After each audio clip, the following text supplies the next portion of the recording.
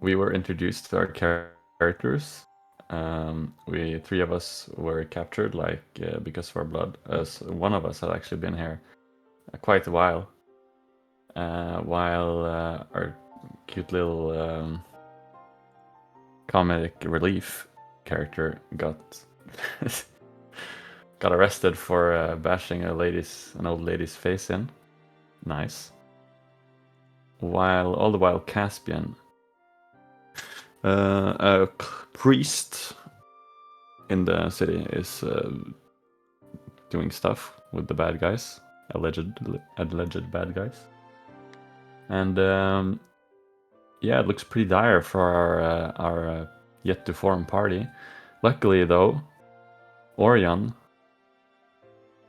some crazy warlock guy, manages to escape his magical trap and explodes the whole city, leading to hopefully give us a chance to escape. We'll see. As our party stand in a tenuous safety, the ideas of escape perhaps resting somewhat uneasily on their mind. Soft footfalls echo in the hallway outside. That is not strange here. The presumptions of prisoners responsible for the explosion or whatever had happened in another wing of the manor, the presumption is that they would be brought here. However, that is challenged somewhat by the seeming escape of Charles the Rascal a bare few moments prior.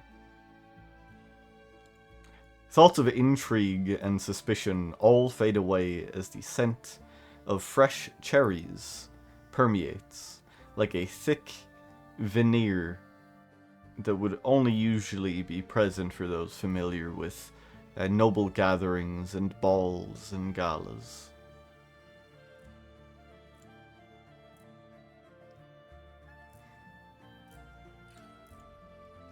The guard at the door steps aside, a soft clinging of chains as he unlocks the doorway. A woman steps and gestures to a large man whose white beard has been freshly cleaned. She gestures for him to enter the cell ahead of her.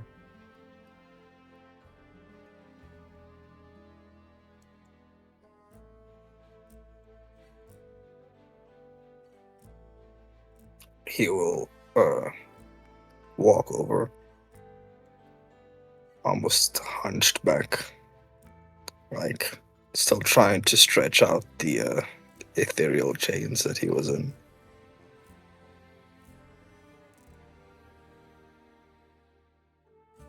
The man that enters your shared space, though hunched, towers above most of you, easily pushing 6'5", 6'6" in height, with a demeanor that demands space and respect, but eyes that show a almost sallow concern, not exactly for you or your predicament, but for the world around them.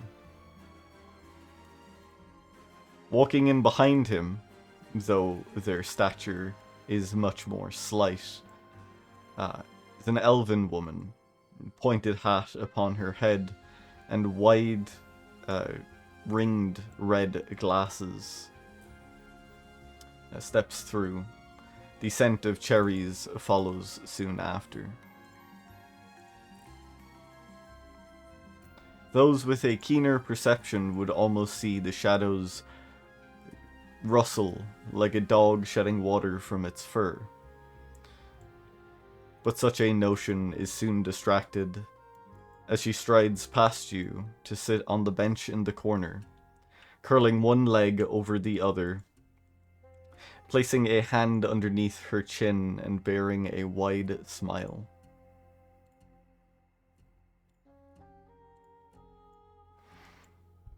Hi, nice to meet you. And she starts waving at both of them. We'll give a quick bow. I believe you're Madame Mischief, pleasure to meet you. Your notoriety follows you. The woman's smile expands from the seeming recognition. Well, darling, it's so kind of you to be so respectful. These are troubling times, and it seems that your charge has expanded somewhat. He'll turn to the new person here, give him a small bow as well. I am Caspian. I shall be your chaplain, it would seem.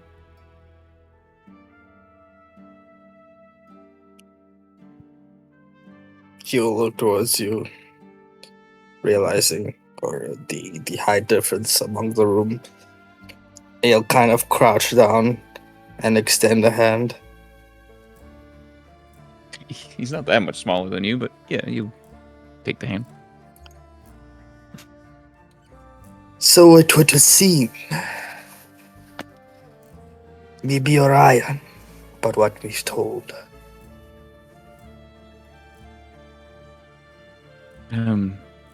Quite little, unfortunately. I was hoping to speak to some people. The madam is one, or perhaps one of the Myers. And on that subject, always manners. As a good priest has done, they introduced me. Hello, friends. The name's Madam Mischief. Local witch of the woods, you could say.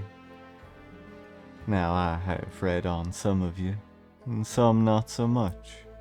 She kind of inclines her head towards Pantufla. Pantufla will move from behind Caspian, kind of look in her hair, and she will do a small bow. Quaint. Now, let's talk a little bit of business. The meager reports I was able to glean on my way over here. Some of y'all are less cooperative with the operation at hand, wanting to speak to a superior and all that. Mr. Julian, is there any questions I could answer that'll settle your mind? Before we get on to the main course of the conversation, that is.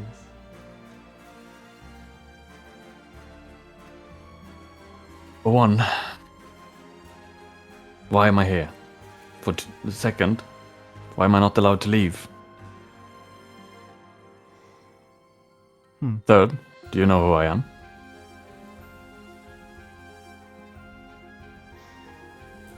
There's the slightest squint that you can see behind the red tinged spectacles that rest on her very slight nose. Well, one. And two, I suppose. You're here the same reason he is. She'll gesture to Rowan. And him. She'll gesture to Lucian. And then finally to Orion. And our other newcomer. Y'all possess something rather unique. And that something is of particular interest. Now, I don't suspect that y'all are too aware of what it is we're after, but there is a simple understanding that you need to rest within your heart. You won't be leaving here until we've concluded what we're looking for. It doesn't matter if you're an emerald and working under your little fire lady. In fact, if you really do care to, we are to cooperate, maybe I'll let you write a little letter. Just see how much sway you actually have now that you're up in the deep dark woods. So you read about me then? Divine, I'll red, same difference really. I'll definitely follow you up on that one. We'll see. Fine by me. Now, none of y'all are particularly similar, at least to our understanding. It's quite obvious that Mr. Lucian here is lacking a shadow. Orion's beard is flowy, and his blood is tinged with mist. As for the other two, I suppose we keep that a nice little secret between us, eh? Regardless, she'll sort of close the hand that was underneath her chin, sort of pulling it out a little bit as if inspecting her nails. They're long, coffin-tipped, and well manicured, painted with a sort of black nail polish. With all the hubbub going on in the manor, it's been of interest to me that I get to speak to y'all. Not divining over your lifeless bodies or trying to extract blood from the unwilling, but a proper conversation. And here's what I propose. Some of y'all are businessmen after all. You don't care what a lady has to say, just what a lady has to offer. I can give you freedom. Not of the world, but at least of the Gerrickswood proper. You could get you a nice fine tavern to stay in. You can mingle and attend events, but you cannot enter the forest borders. In exchange, y'all will be particular newcomers to the city. We've had a touch of unrest, and I suppose newcomers are easier to recruit than the people who rightly fear, acting ill accordingly. Now, Mr. Caspian will be with you as your chaperone and chaplain, and though the people of the city know him, he doesn't exactly pose a threat. How does that sound? No more cushy rooms with a knife waiting for your throat. An actual comfort.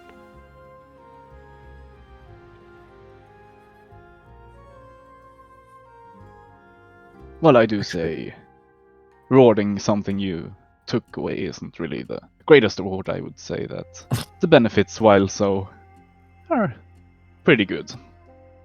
I don't have any will going into the forest anyway.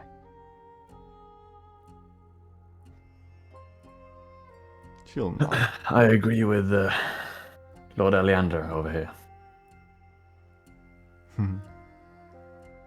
Finally, some good fucking news. Yeah. Well, I don't particularly care. Just I think I need a new set of writing supplies, as my last one were devastated by what happened.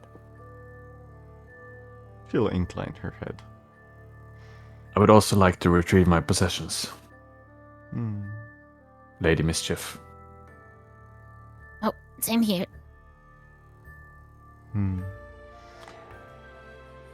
She will make a throwaway hand gesture and cast a small incantation, and you hear footfalls of a guard moving away.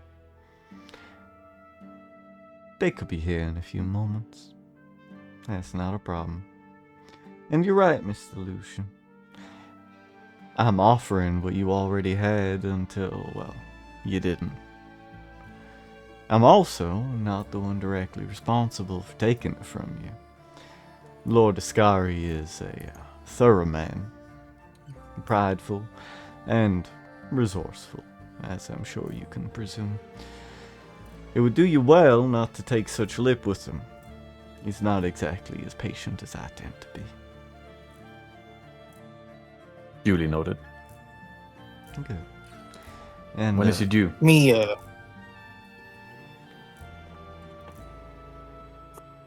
do have a request before a deal be made. Yes, darling? What is it you need?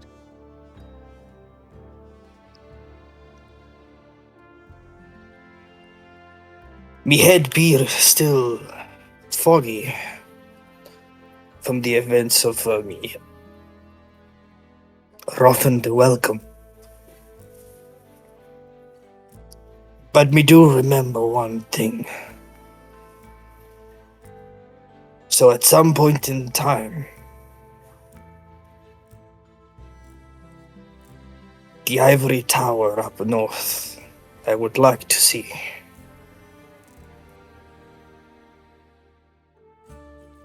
She smiles.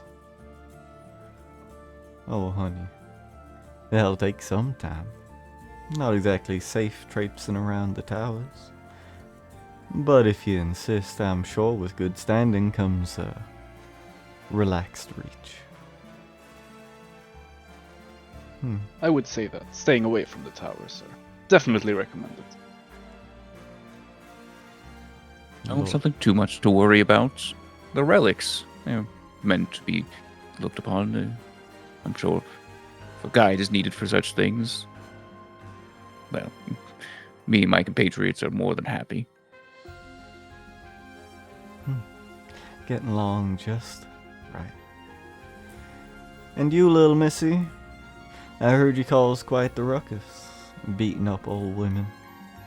You new in town? I don't quite recognize the sheen of your scales. Well, yeah, I did get here a couple of days ago, and, well, apparently it's not in the law to punish old robbers. I'll try to understand it better. I just had to impart justice. Well, Puddin', if you want all this law business to go away right quick, perhaps you could be working for me. You see, these people, it's very important they're kept safe, not a hair on their head harmed. Oh, should I guard them? I can do that. You most definitely could. It's at this point that there is the drop of a heavy box and the clanging of metal, and outside the doors there is a locker that presumably has some collection of possessions, but atop it is a mostly well kept shield. It seems actually, Ari, can you go ahead and describe the shield for me? The shield seems to be made mostly of silver with some golden details around it that seems to remark it. And in the center, there's a big blue gem that seems to ignite the shield a little bit. And it has the mark of the found within it. Oh, whose is this? You point to the shield. Oh, that's mine. And she will kind of grab it. The shield is way bigger than her. Oh, This is my hero's mark. And she will put it on her arm, barely being able to lift it. oh, the elderly assaulter. Good to see someone still keeping the faith, I guess. Well, yes. And you can see that in the side of the shield, there's a small smash of blood from when she beat up the old lady. Oh, I do need to clean it. Well, it's settled. Caspian, in your charge you're gonna have these 4 upstanding noble gentlemen, and also where you will fail to raise a hand to stop them, we got little Puddin' here to set them straight if they need be. Ain't that quaint? It's your command. She will do a military salute. Understand the necessity of such things, but remember,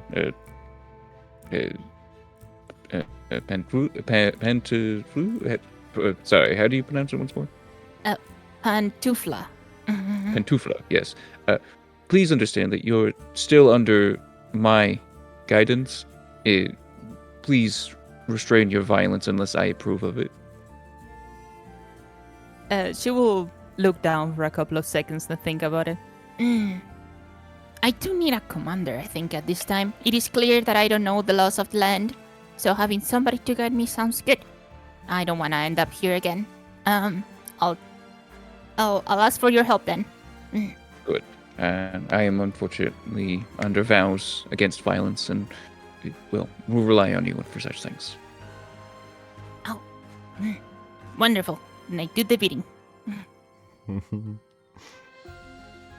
Now then, it seems as there is some agreement and some consensus. There is, I don't suppose I'd call it a catch, more of a bit of insurance. A glyph is going to be imparted upon your person, right around your wrist. This will not take from you, this will not harm you, but it will track you. And the off chance I have to go looking for a wayward soul, it's better that I don't have to waste more time on it than necessary. My new friends, do any of y'all have an issue with this?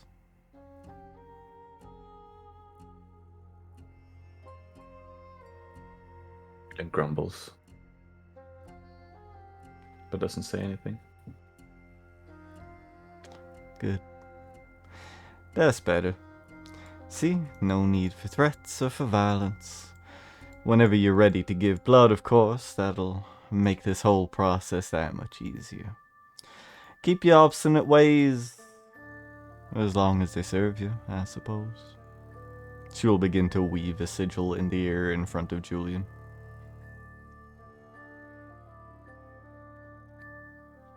Nice. He doesn't know magic. After a moment, the pale red, almost pinkish hue will fade, and you will feel a warmth around your forearm. Not quite like somebody grabbing it, but a sort of gentle heat for a moment before it fades. She's going to spend the next few minutes going around and leaving such a mark on each of you except for Caspian. Shiny. Yes, but I don't want you getting lost in this big old town now.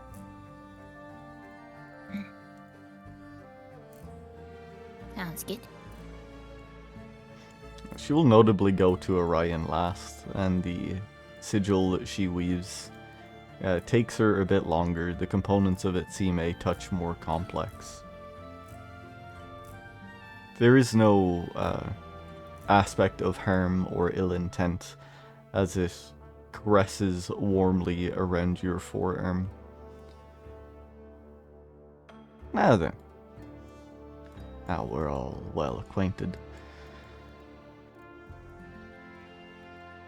The box with the belongings will be dragged in and left in the center of the room.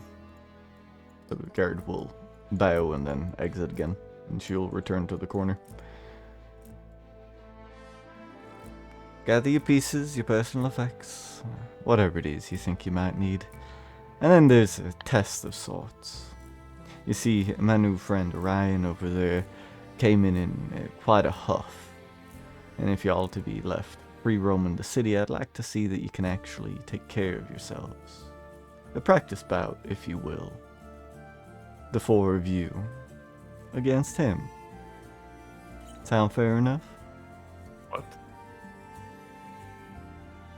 Sounds a bit unfair for him, but sounds fun. Oh, sure. You're not wrong in some respects, but and there's training weapons. That'll help. He's quite the robust fellow, don't you know? She'll wink towards Orion. He'll like cross his arm. His arm's like trying to figure out what the angle of this is. And of course we'll have our dear Caspian on the sides to make sure nobody gets too bruised up. Already starting to fight clubs in the prison. Oh no, they won't be held here. There's a room. Mr. Orion's quite familiar with it. The windows are now blown out.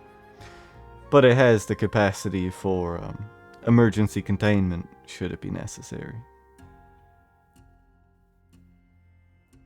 Oh, I not sure if that makes me feel much better. Well, it won't incite violence in any of the other prisoners. Seems a few got lost along the way. And, well, with the guards having the mishap they've been having, I don't quite trust them to view the particular sport we're engaging Letting off some steam actually sounds pretty good. in. You don't know how right you are. They're only Chance to stretch their legs. is there only weapons and armor in the chest? in There's the whatever locker? personal effects you think Julian had on the trip before he was knocked God. unconscious. If anything is above 100 GP, it is not in the box. So for you, So as a jeweler, you would have your jeweler's tools, you would have you probably, you know, whatever chisels and microscopes you had, or not microscopes, the, like, not spyglass. There's a word I'm looking for. Yeah, Oh, like jeweler's loops and stuff like that. But if you had any precious gems on you, they are not present. What about gold? Gold up to a value of 250 gold pieces.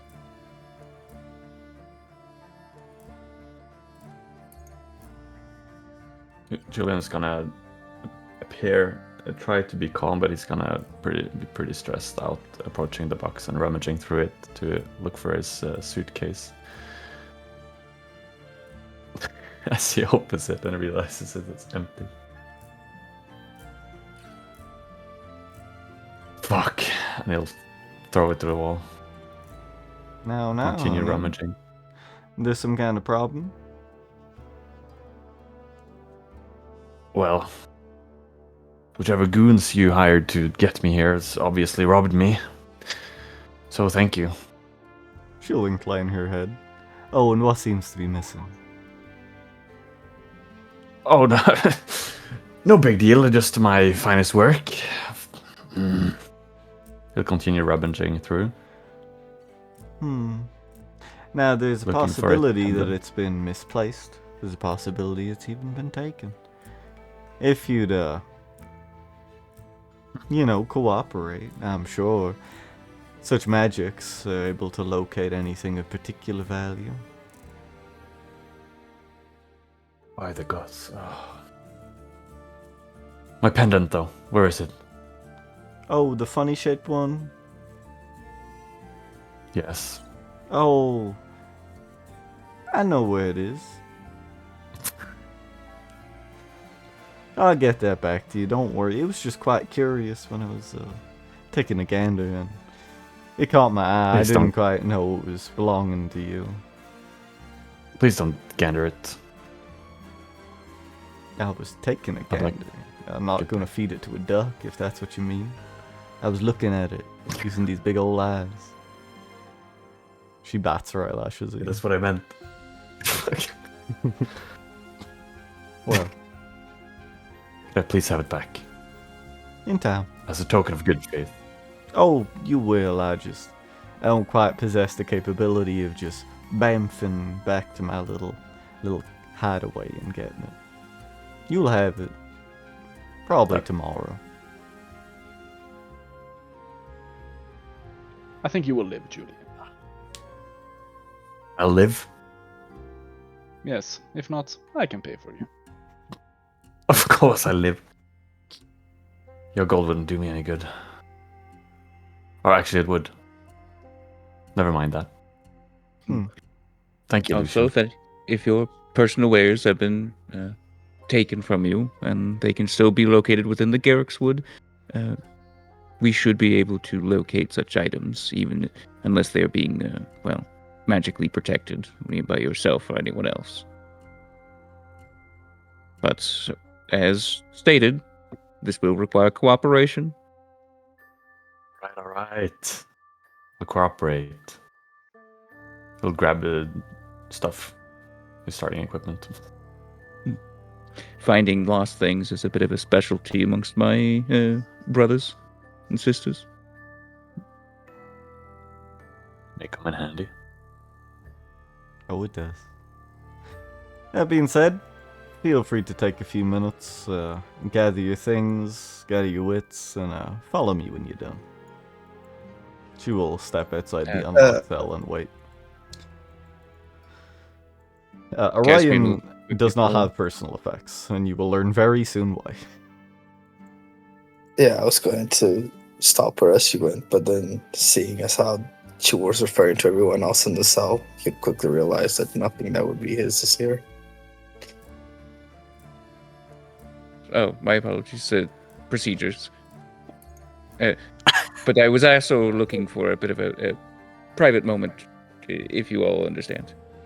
That's fine. I can wait. Julian felt he exposed a bit too much during his whole charade here, so he's gonna look at everyone picking out their items and see what they actually possess. Cool. To maybe get some insight. As people consider that, we will pan over to the conversation outside.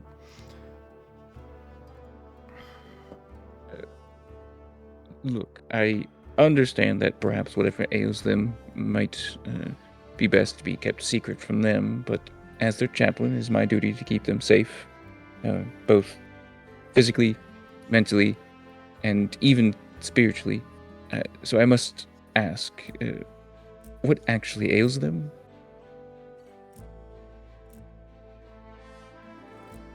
She'll pause a moment. Some of them are a bit more broken than others. They all have some kind of abnormality. Like a mouse being born with an extra ear, or a snake with two heads. They are absent from the traditional expectations of natural life, as we would call it. Now there's two probable causes. One, they are a further step, which is quite enthralling in its own way, but the other is that they are defective.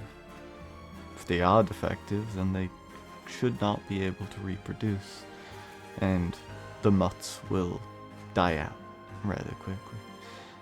But as for their affect and the heart of what you're asking, it varies. Mr. Julian I am not quite so sure of, but the tests display it quite well. Mr. Orion has almost like a second piece of him. It gets out when he gets real angry, and you're bound to see it rather soon. And we're still trying to understand it. And Mr. Lucian, well, he doesn't have a shadow. And our informants out there in Jarrow have depicted some curious rumors of him doing things quite out of character. The only commonality being that those like our Lord degenerate rather than regenerate upon feeding on one of these individuals. It is necessary to understand it so that we may be aware of it, neutralize it, and possibly cure it. Imagine the service our little old backwoods town could provide to the greater continent if we could fix such a maleficent presence.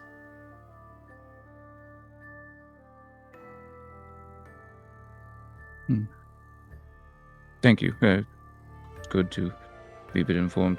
Do you know if they require any special care or?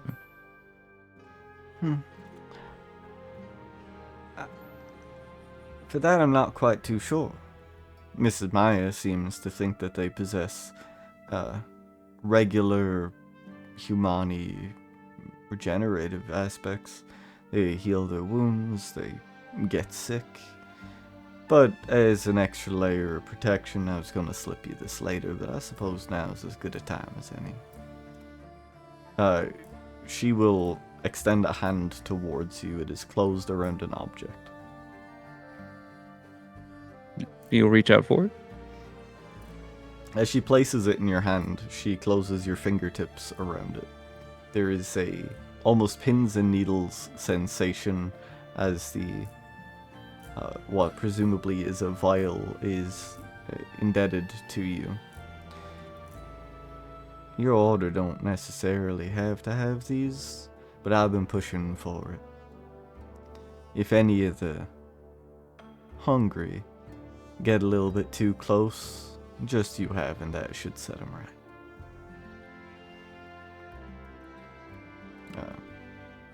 As she pulls her hand away, you realize it is a vial of blood.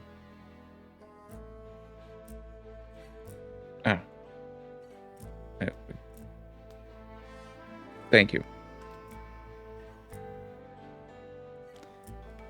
I should, he'll kind of nervously put it away.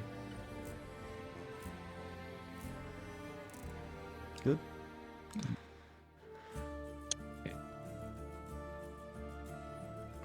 The Lord is to be absent for a couple of weeks. It seems he's having a conference with some important people.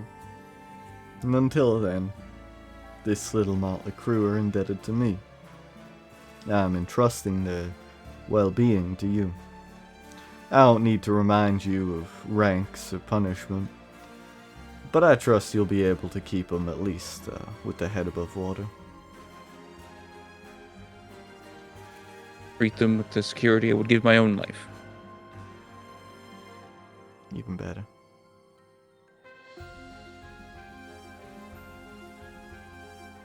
Meanwhile, All right.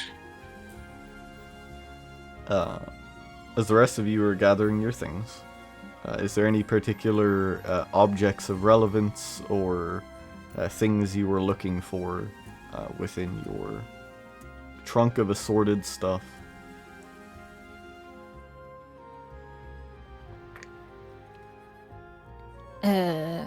Pantufla, not much. Probably just a sword that she normally uses in her heroic deeds, and then probably a backpack where she keeps her stuff. Mm-hmm. That would be about it.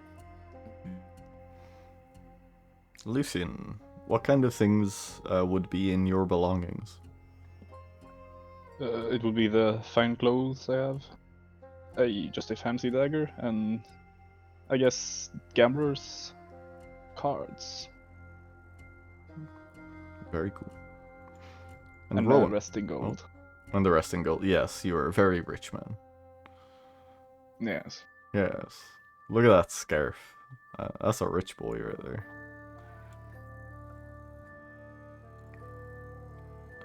And Rowan, what would be amongst your personal effects?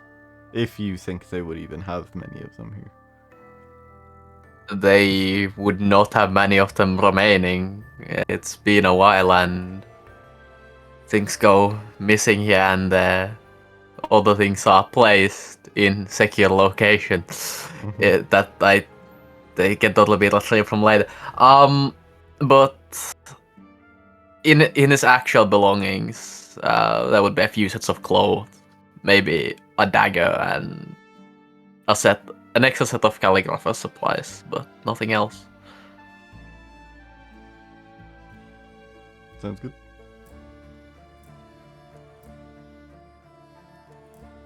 Not a whole lot to have. Alright. Whenever you are ready to continue, you can step out of the cell. I am ready, but What exactly where would be do you my find starting the equipment? items? Medium armor of your choice, holy symbol, 150 gold, spare clothes, and you have access to things like rations, torches, rope, should you need it.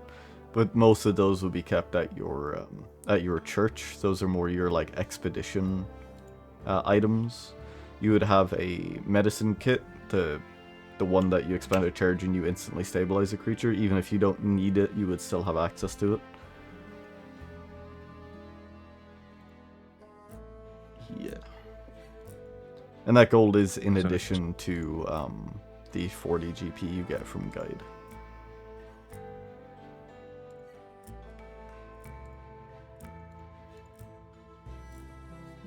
How much gold will I have? 250 is the max. I leave it up to your wealth. Okay. Craig, I'm going to update was, the item in your inventory. It was gold buy for the items, right? Yep. Okay.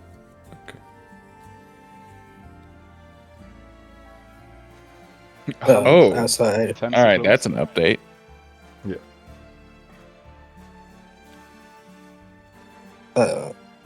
as I walk out, referring to the attempted leaving the room earlier, I would speak towards Caspian and say, "Words to the wise, priest of Crimson.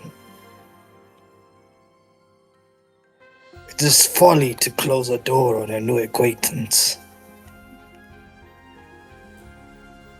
Madam looks between you. Mercs.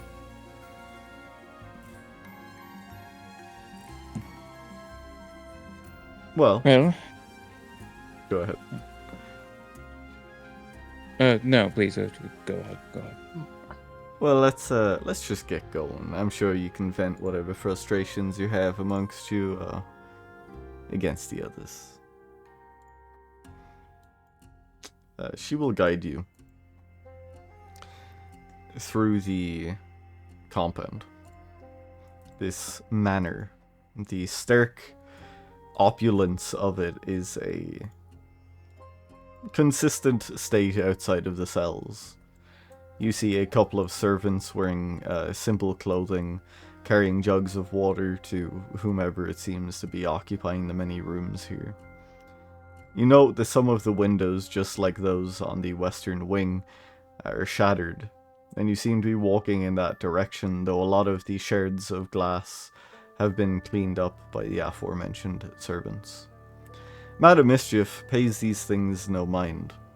She strides forward with an elegant poise and a sense of belonging, regardless of the truth that this is not her home.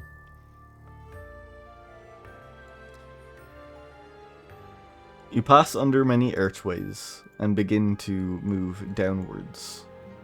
Spiral stairs and walls that seem like they could slide closed at a moment's notice all indicate to you a sense of secrecy, arcane security, and a wariness, one that is to be respected. She does not bother to speak on the way down. She is sure of herself and thus does not need to.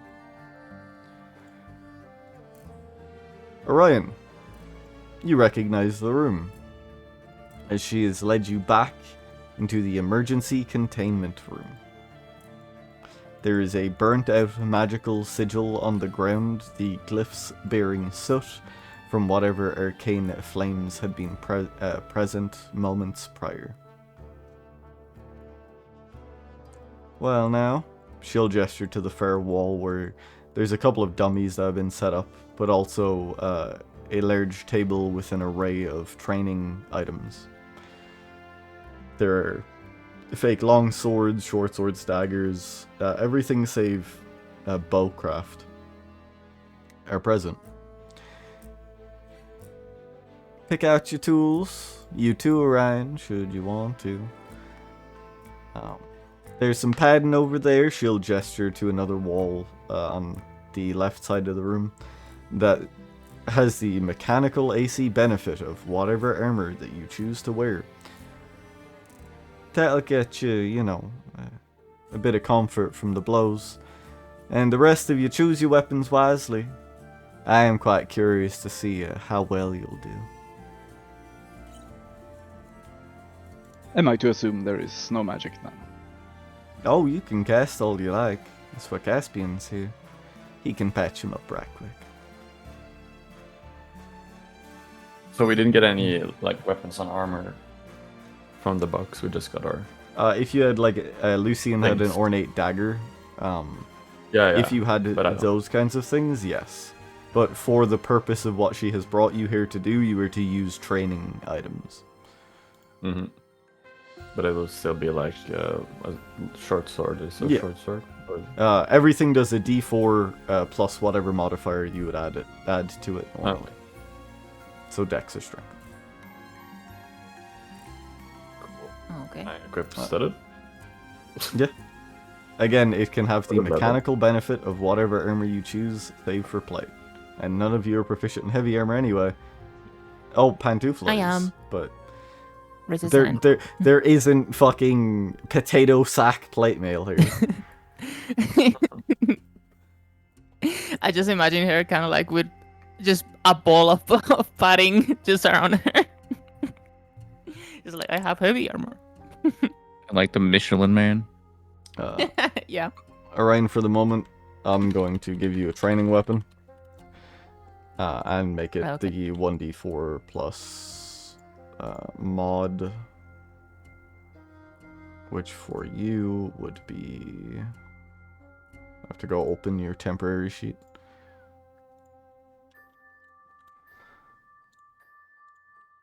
Bludgeoning. Cool. Whom else would like to use a weapon? Like two I would like to swords. use a weapon. Hmm. Cool. I will drag a... Or, yeah, what? Bam. Training weapon to Pantufla.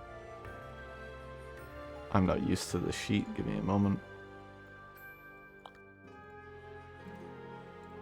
Is this correct? That's your strength mod. Cool. Julian, I will similarly give you a training weapon. Lucian, would you like a training weapon? No. You got it. Rowan, would you like a training weapon?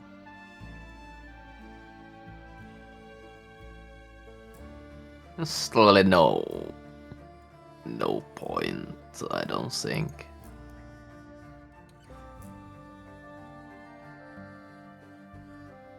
Alright. I'll do without one. Sick. Lucian will be casting Mage Armor on himself.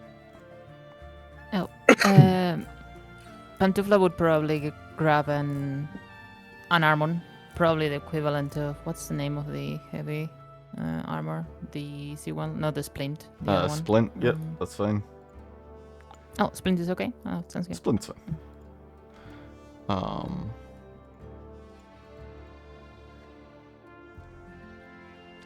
Well now, darlings, just understand that what's about to happen is all under controlled circumstances. Be kind to one another, don't go too crazy. And if you're going to strike and you think you'll knock someone out, just maybe consider holding back just a little bit.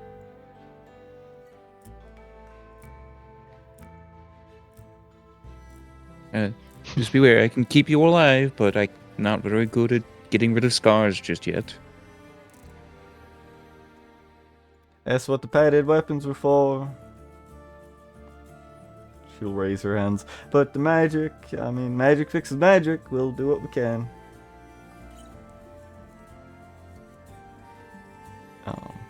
By default, Orion goes first. He did not need to roll.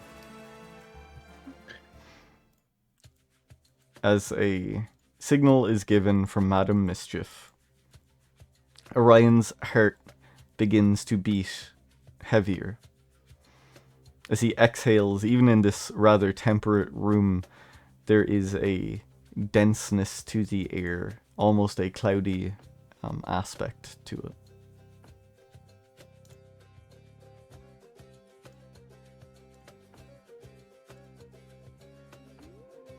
He'll clutch towards his heartbeat.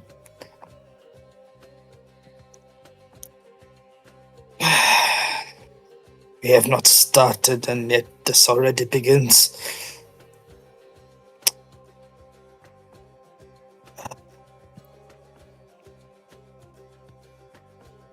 Fine.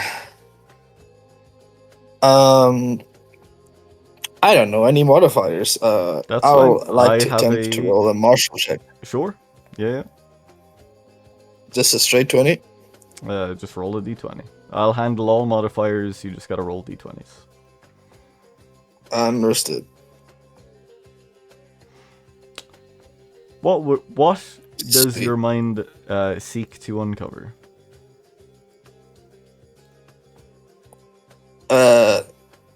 Looking at the room and considering he was imprisoned by magic, he would like to try and identify who knows magic here.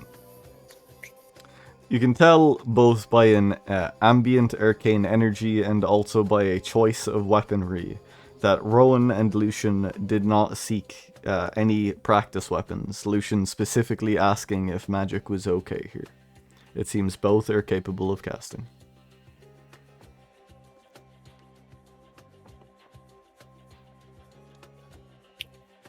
Okay. Then, in understanding that, he would, as he's moving forward, would say, "Not personal, right?" Sure. Move 20 feet. Yep. There. And attempt to strike Lucian. You got it. Only a d20. Also, what kind of weapon is this? Is this like a club? It's a foam Something. sword, effectively. It is a wooden handle and hilt, but the blade segment is wrapped in a padding. Hold on one second. Okay. Oh, good. Disabling Panther token speaker. There we go. Mm-hmm. Good to go. Waiting on Ari. Her Okay. escort has boarded. We'll just run it since you're attacking Lucian anyway. Okay. Go ahead. I believe in you. Roll me a d20. Lucian, he has a plus Nine. 5 total. Which makes that a 14, which I believe hits. Tragic. Seeing as he is about to hit, I will react with shield. Summoning a physical shield to block the attack. Or that seems like a normal shield, just elemental. Like a shield made of magical light, the blade bounces and reverberates off of it.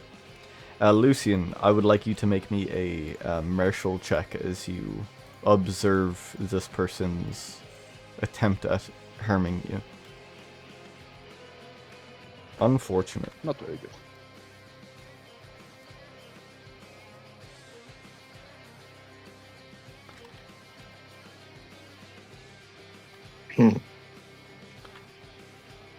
So that was the action.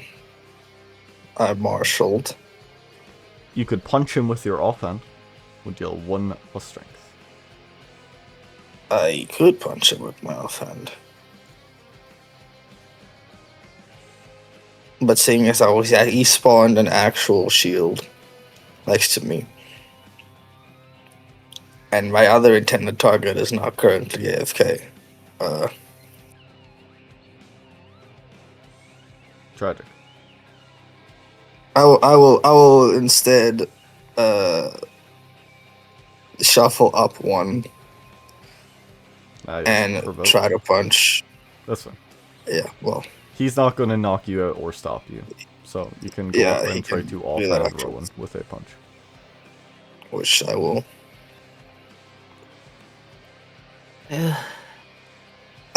Great timing.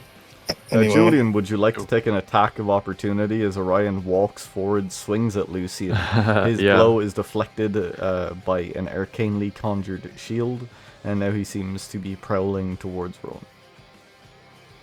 Julian will smirk as he sees this prime opportunity to stab this guy he doesn't know, or like, oh no, smack him. I mean, Yep. in the Upside back. the head. Yeah, back of the head. This is probably very smart. I'll get the advantage. No, I You will don't not get the advantage. That's If not how it it hits, works. it does It's deal yes, sneak attack. it does deal sneak attack damage, or does it? It does. Okay. For the purposes of this training exercise, most things work the way they should. Yeah. They're only a d6. I was just assuming his AC was crazy. No. Boom. You tell Oh, me, bud. damn, he's dazed.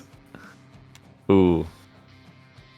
His Orion- smirk will develop into a smile as he smacks the back of his head really, really hard. There is two strange things you notice, Julian, as your weapon makes contact. One is that the blow did not strike as intensely as you had expected, as it does not seem to have faltered Orion's movements, suggesting some kind of resilience. And the second is that where the bruise was developing under the skin, the pores now seep a gaseous substance that slowly begins to cloud around the back of his neck. Alright, His please continue. smile will turn into shocked Pikachu face. You know the first zombie you see in the first Resident Evil when it does that slow turn? Yes. That's what I'm doing to you right now. You will feel the evilness in his glare.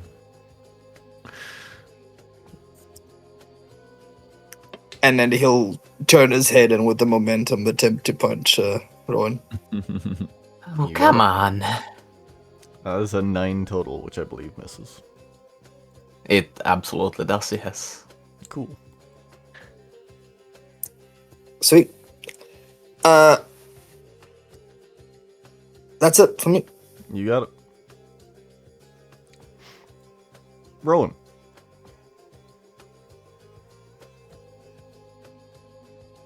I would just walk away, but I think he's gonna punch me in the back of the head if I do. I don't want to participate in this, man. What do you mean? You didn't get a choice. Yeah, I didn't get a choice. You know what? Yeah. Taking a note from Lucian's book. I'm gonna cast this. But this is not a shield. A buckler of ethereal energy manifests in Rowan's hand as he looks at you. Alright, I'm gonna step away now. Don't hit me now or I'll have to... I'll do something. I don't know. I'll probably hurt you. Scary. We be testing, no? Don't test me. He smiles and takes a step back. He wabbajacks you. Okay. Roll to hit. Try again. Yeah. This is with the actual trading weapons. Let's see. Still miss. That's unfortunate. Marginally better. But still bad. Since he didn't hit me, I'm not gonna. Since he didn't hit me, I'm not gonna hit him that hard. And that would be incredibly rude of me.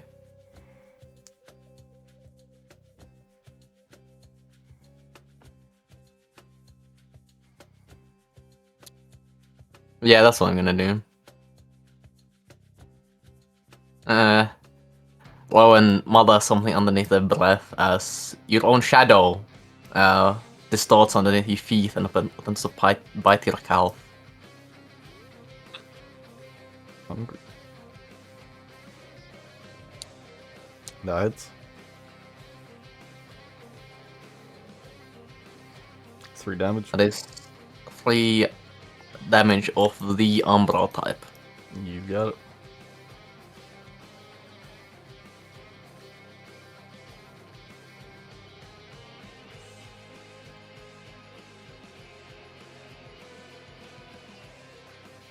Damage dealt And then, temporarily lowers AC.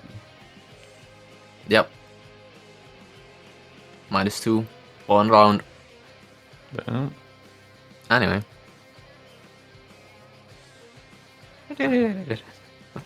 I'll go over here. Yes, behind the kobold with the big shield. Smart. Exactly.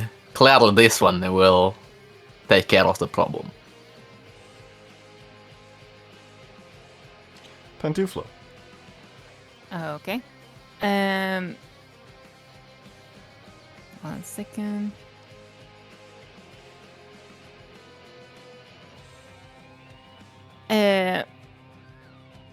Pantufla will raise her hand and point at Orion and gonna be like, "You are stinky. Go get him." And I'm gonna use this ability. Get him! Yes!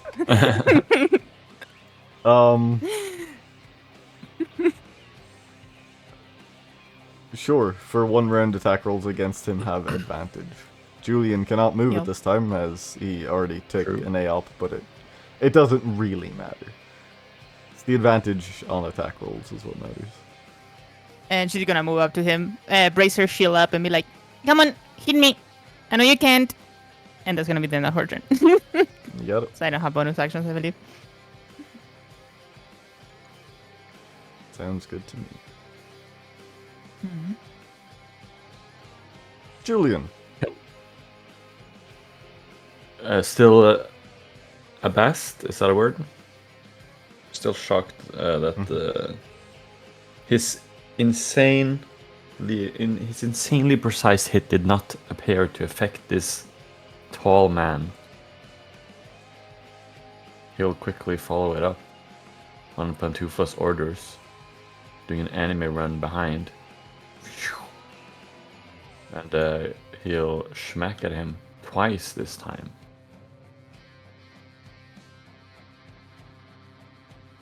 This is advantage. Yep. That hits. Nice. Damage. Boom. Oh. Cool. And I will use my sneak attack as well if That it is matters. once per round. This is Oh, still that's round one. 1. That is true. That's true. Base Cool. 5e, you can do that shit. Here you can. Training weapon. Number 2. Cool. So this will just be the d4 roll. You don't get your ability Yeah. modifier on second attacks. Yeah. That's shockingly. Damn. Damn. Anyways, I Mist started seeps blasting. and soaks around the short batons that you have. What? Does not seem to stop their maneuverability, however. Okay. Do I hit him? You hit and you dealt damage. Okay, The mist cool. seeped out of him. Okay, into my batons. As if shrugging off the impact. Anything else?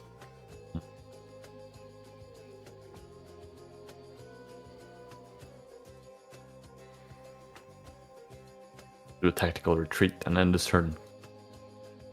Cool. Lucian. The effects of Yes. your shield fade. This mist is not very pleasant, and he will move away. You shimmy freely thanks to what Rowan had done. Yes. He will turn around, and he will conjure a bow of water. He will knock an arrow and fire at Orion.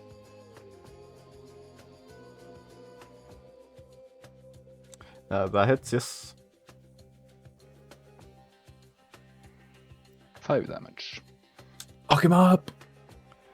It seems that the piercing element of the water attack does, in fact, find purchase. There's a moment where the seeping mist almost hisses out of him like a piece of broken machinery. And for this moment, because he doesn't have the feature actually yet, Orion, please take a turn right now after Lucian's initiative has ended. as you have been bloodied. Lucien, please just indicate when you are done with your movement and any other action economy you have. I don't have more movement, Thumbs and I up. don't have any bonus actions. Orion, you get 2 back-to-back turns. What would you like to do? Excellent. I Well, turn 1, Marshall. You got it. What would you like to try to Those do? rolls are fine. I probably got a bunch of this mist just dripping out me right now. Yes. Is there a way for me to be able to... Or does it seem like I can have some semblance of control over it? It does not seem that way, but as you stop to think about it, the mist is both dampening some attacks, but also coiling it tightly like a snake around your weapon. You anticipate if you hit somebody, it will be significantly harder. I see.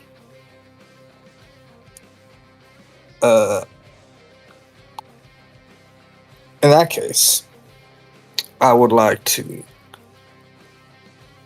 flavorly seeing as the scaled one is raising up their shield. I will use the shove action by attempting to Spartan kick them away. Sure. Attack, replace, contested athletics check. Roll me Okay. a d20. God damn it. Tugo's result is 9, Orion's result is 21. Pantuflo, you were shoved 5 feet. The roll rolls into the ground. There's Kind a, of stands up for a couple. a loud ringing of boot against shield sends the small kobold tumbling. Orion, that is your action. You have an offhand attack and then a full turn, and also movement. And also someone who hit me in the back of the head. That's right. Hello. Nothing personal, right? That was not very kind. As he growls into his fist, punching out of it. Nothing personal, right? Ooh. Actually, That is it an hurts, 18 but total. no, it misses.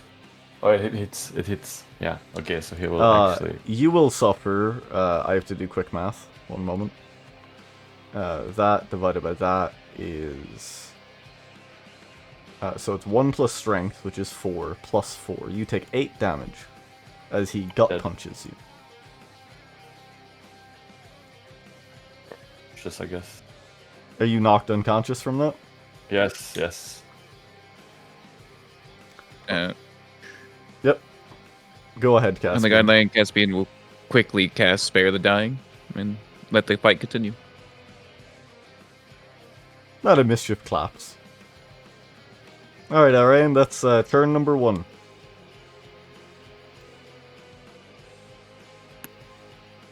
I'm gonna attempt to marshal again. You got it.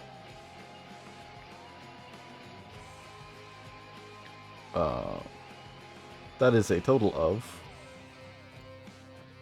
13. If there's something specific you want to look for, sure, but it's not exactly a great roll. It's mostly on me. Noticing the different types of attacks that I've gone through.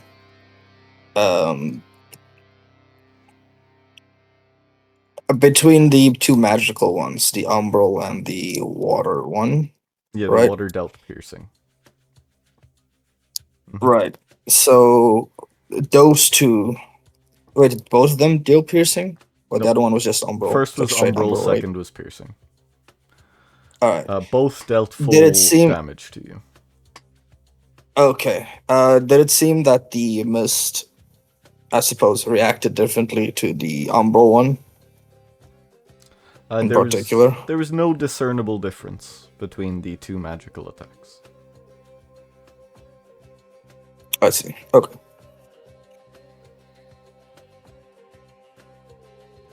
Then I shall shimmy downwards now to my original target. Wait, is this no, new turn? Yeah. Never mind that.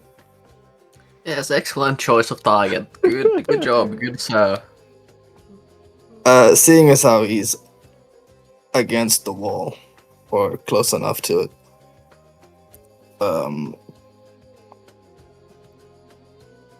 I would like to attempt to offhand first, Sure. if that's fine. Yep. Nope. Good, get the bad roll out the way. And then whack him. Ooh. Ah, they're both bad rolls. That Excellent. does not break through the mage armor. That is fair. Dodge. That is my turn, though. Rowan, you've advantage to hit this man. He also just folded Julian like a lawn chair. Owen looks at Julian. Slight smile on the face. I did forget advantage. It doesn't matter. I hit. Well, he fell over rather swiftly.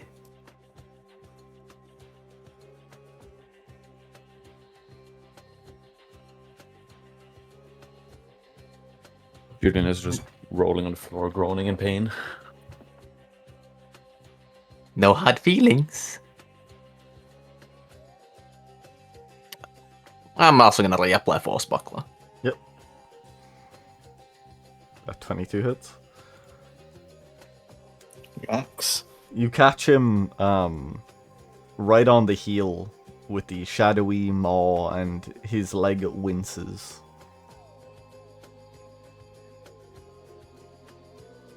He is not down yet, though. Ugh.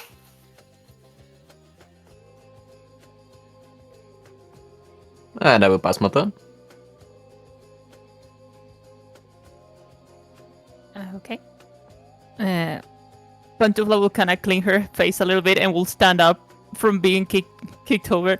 How dare you! And she will start running towards him and will do a small jump and try to hit him on the head.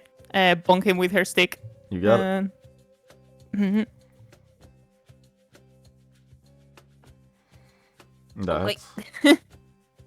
You guys are rolling really well. Why are you making this wasted? And he's not. He And has you it. were Then. too. Pantufla sprints up with indignation, bouncing into the air to get the proper angle on Orion's towering form. With an almost comedic soft thud, the training weapon bounds off the back of his head and he falls to one knee. Now what did you... There's a slow clap from Madam Mischief, and then a quick signal to Caspian to pick up the poor man who got fucking clapped. As Caspian is resuscitating Julian, Orion, you learn a few things about yourself. The first is your stat array, which I will migrate into your sheet in a moment. And the second is your main class feature. And that is the Deep Mist. Your body is bound to a mysterious substance. It seeps from you alongside the blood in your veins. It carries whispers of wrath and ruin, not the mourning of it, but the invoking of it. Your melee weapon attacks deal additional damage equal to 25% of your missing HP up to a maximum of your strength score. If a creature raises its AC after an attack would hit, they still suffer this additional damage. Whenever you regain hit points or gain temporary hit points, you recover an additional amount equal to your Constitution modifier, and you gain resistance to bludgeoning damage. You are a D12 hit die. You will not be rolling HP on level up because you have your level 2 HP, which is a maximum of 30. D12 max plus con plus hearty from human plus tough from the farmer background. What was HP I said max? this This is level 2 HP already? Level 2 HP. Everything else is level 1. Okay, understood. Julian wakes up. His Quite a punch body you have aching. there. There should be no internal injuries, but the bruise should still remain, unfortunately. We got set up. Now, honey, this ain't no setup. If this was a setup, I would have handed him a real sharp weapon. I would have got your blood off the floor like a reasonable person. But I decided against that. You did hit that's him true. mighty hard, admittedly. But you knew he was resistant to these things. I was Sticks. suspect of it, but you really think I'm gonna hand you a bunch of swords and daggers? I know some of you could have cast magic, but I can handle that. Can't handle a blade wound to the gut. Really? And I made sure you were fine. You're just gonna be aching a bit. Do you mind, sir, if I attend to your wounds as well? He'll quickly get back up from his knee and crack his neck with a kobold hit him.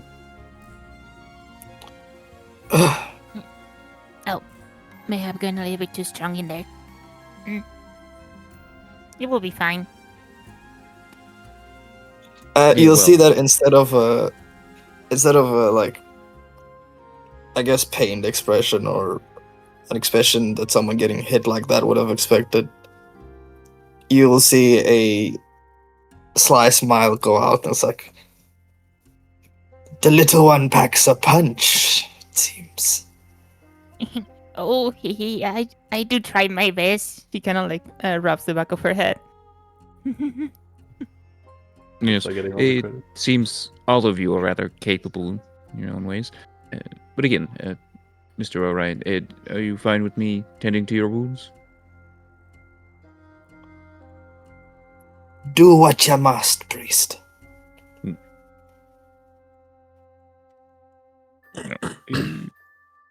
Oh, because I have to. Second one spawns. I realized his token was like pantufla scaled, and I was very confused. Ooh. Tricky Orion approach, regains 18 hit points. That's crazy. Julian will approach Orion with his hand extended. That was quite the punch. Caught me off guard there.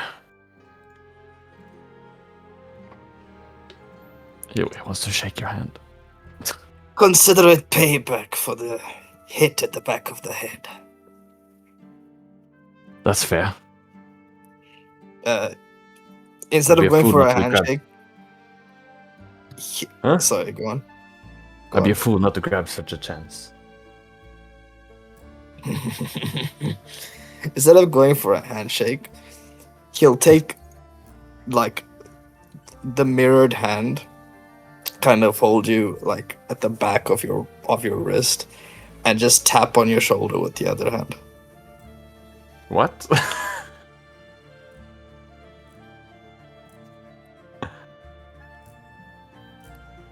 Good job.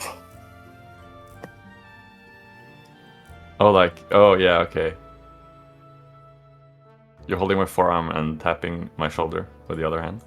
Essentially, yeah. Okay. He'll take his other hand and grab your arm. Oh, it's good to see a little bit of blood making brothers. But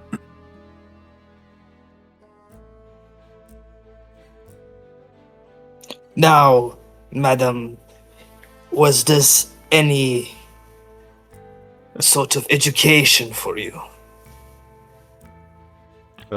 She will vault over the low banister and glide to the floor.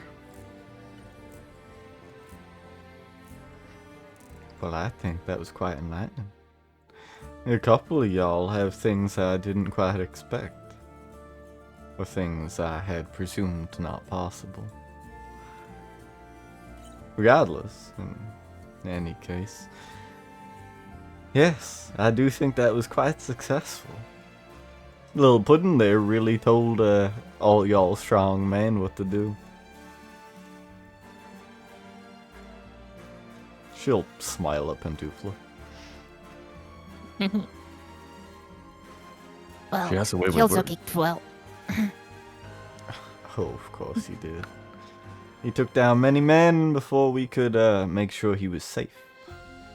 And this has informed me of the capability of that restraint. That's exactly what I was looking for. See, Ryan, I told you we could find a way to put all that anger to something a little more useful. Now we know it can be contained. Important detail and all. Well, one can only hope it stays contained.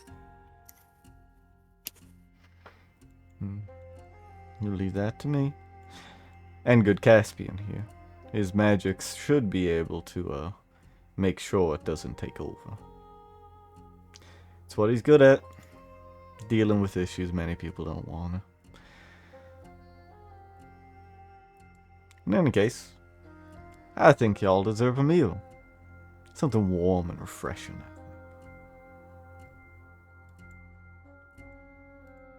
Sounds lovely.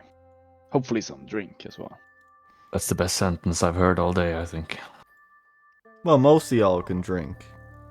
Except for Mr. Julian here. Doctor's orders. What? Mrs. Maya explicitly said that no alcohol was to touch your system. So you answer to her. I'm no medic. I'm no doctor. She says that's the way it is, and well... She kind of gives a half It's- smile. Unfortunately, when it comes to medical matters, even I have to defer to the Myers. It's their, well, they are the most skilled, probably within the entire woods.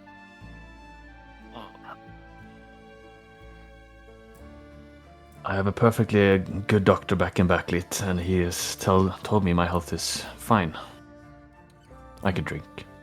I understand why you would think this, but when I say that they are the most skilled, I do not say that lightly. Most skilled in this godforsaken town. That's quite the feat. Well, when one's given no limits, your knowledge base has none either. No small talk. Let's get going. Y'all have your little knickknacks, except for you, Julian. I'll get that to you. I suppose I could expedite it if on the concourse of going to get it, I could inform Mrs. Meyer that you had donated blood willingly. Oh, yeah, you could just tell her I donated blood. That's fine. I won't lie Good to idea. my doctor. Maybe that's how yours gave you such a resounding bill of health with all them knickknacks popping Okay. around in your brain. I wouldn't lie to any doctor, alright? Just this in particular. This one. Well, I figured I'd give it a shot. I'll get you your pendant tomorrow if it suits me. But for now, make sure you eat. Come on. Hope it will. She will gesture towards the door. Go ahead, Arain. Yeah, as that exchange is going on, as it appears to finish it, you said that these swords were like, or the trading swords rather, were more so covered. Yeah. Right. He's going to take one of the covers out, Mm-hmm. and seeing the one of the training dummies, he's going to try and give it a full swing Go ahead. at it. Yeah. I'm still just gonna roll a d20 because I'm unsure of the Yeah. modifiers. It will be d20 plus strength plus prof. More than enough to hit the AC 5 training dummy. It is still a d4 plus... Wait, hold. I put in your stats wrong. Yeah. It's also unsheathed. I don't know if that affects it. It would anyway. only affect damage types, and if you're hitting a person, there's a chance it like fragments into splinters, but that doesn't really affect the training dummy. Okay. So the roll a d4, and then we'll do the math after. Cool. So it's 2 plus your strength mod, which is plus 3, so that's 5. Your deep mist feature sees that your current HP is 18 out of 30, which is 12 in the differential. 25% of 12 is 3. So your math is 2 plus 3 plus 3, leading to a total of 8 damage. Alright. Does the effect of the mist have any visible effect on the dummy? It does not seem to linger in the wounds, nor scratch marks or indents that you leave in it. It similarly did not seep into the bruise of Mr. Julian as you punched him in the stomach. It seems that the mist for now is more of a force that is concerned with the impact and not the effects after it.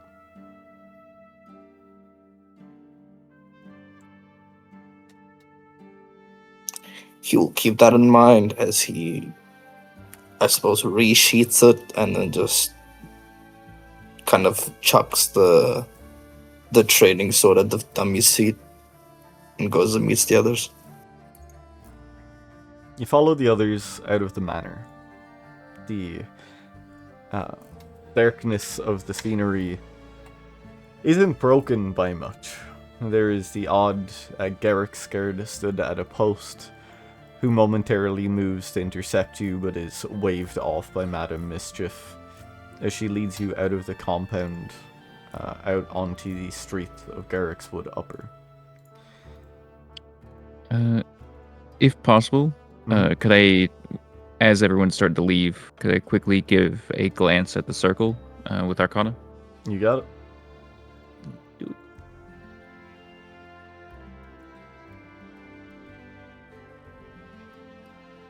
Yeah. The burned out glyphs and runes mostly remained dormant. You can see somewhere on the outer edge to the northeast of the room that there was a secondary circle that had been mostly faded away at this point. There are a handful of soot markings that you catch were displaced, as if one ran their finger in the dirt and then drew sigils within the murk to obscure them. The school of spell that the faintest trace of Pandora would indicate is divination. Some kind of information gathering took place here.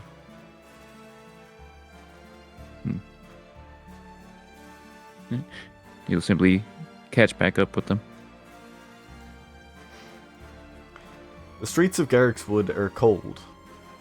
The heavy tree cover and approximate location leading to a sallow atmosphere and a quiet sense of dread. The city itself is well behaved, but not out of accordance to laws or ethics, but more out of fear of their surroundings and, more importantly, fear of their leader. Many laud him for his impact on the city itself, but there is always the quiet unease of the reality of the situation. Nevertheless, Madam Mischief strides like a woman who owns the place, as she leads you towards a tavern. A hanging sign on the outside indicates that this tavern is called the Cracked Vial. Along the way, speaking to Julie. By the way, if you find blood in your urine or fecal matter, please inform me. He might have struck in your kidney, and, well, I can see to that, but we will have to catch it early. You cannot see to that? It can be dealt with, don't worry. Please don't say by that stitching woman. How about a stitching man? What? There's two. Well, she is Mrs. Meyer. Ah. Of course. Face bombs. Well, now it looks like we're just about here. I'll head on upstairs. Y'all feel free to speak to Shirley and get a bite to eat. You want to speak or see to your rooms? They're upstairs. She'll move inside, move to the top of the stairs, and then disappear. Let's hope it doesn't come to that, Caspian. Ah, I feel at home already. There's a sparse few patrons within the cracked vial. Those that seem to be here seem unconscious already, and a bald man with a large mustache stands polishing a mug as he nods to you as you enter.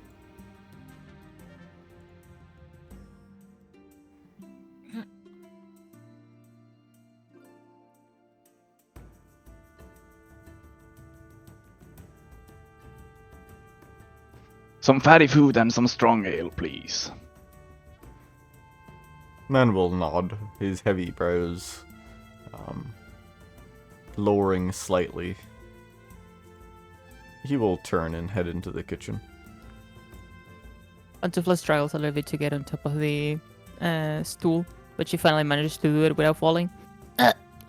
Okay, I'm on top. Sir! Oh. Where did he go? Oh, no, Went I to didn't my get. food.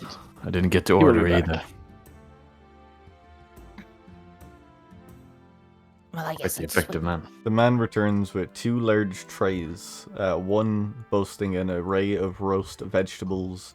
There's carrots, onions, potatoes, a lot of basic root vegetables, but there's a sprinkling of cranberries sort of tossed within the mingled juices. And on the other tray is a large poultry, presumably a chicken of some kind. He will place both down before reaching under the counter and pulling out an array of wooden plates and utensils. Right. Miss Mischief said that you're on her tab tonight. Feel free to eat, drink what you like, except for you. Except for you. Good. Now, I'll take drinks orders if anyone has them. You fancy robed man, you did say you were asking for a drink. What would you like? Something strong. Are we talking like bath water strong, or like dug under the roots of a tree strong, or just like ale or wine? Ale is fine. Sure. I would also like something to drink, if possible. And you, what would you like? Beer, yes. That. She's not very convinced of what to order. Well, Man of Mischief said it was okay, so he'll tap two mugs. Mhm. Place an ale, place a beer. And then turn, tapping another barrel with another cup before returning to Julian and placing a very large mug of milk in front of you. And that's for you, sir. Especially requested by Madam Mischief.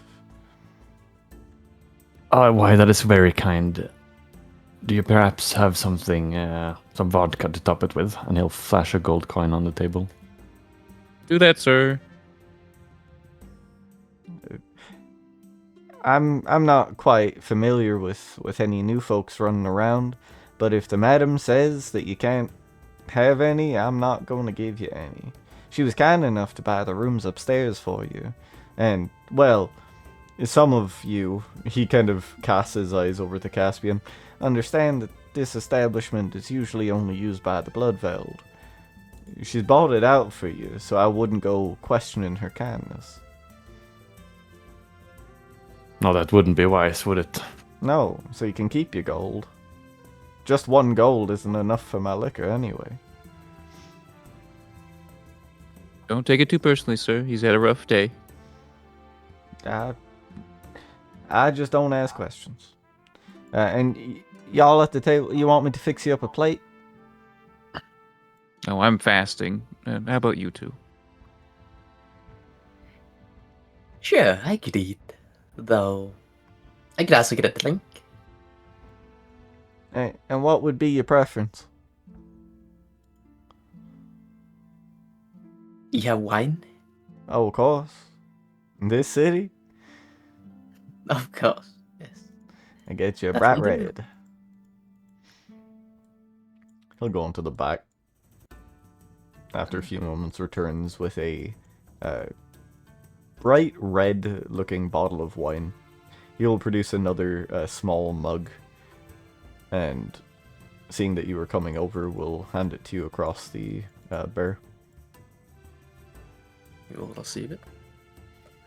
Thank you. No, it's no problem, really.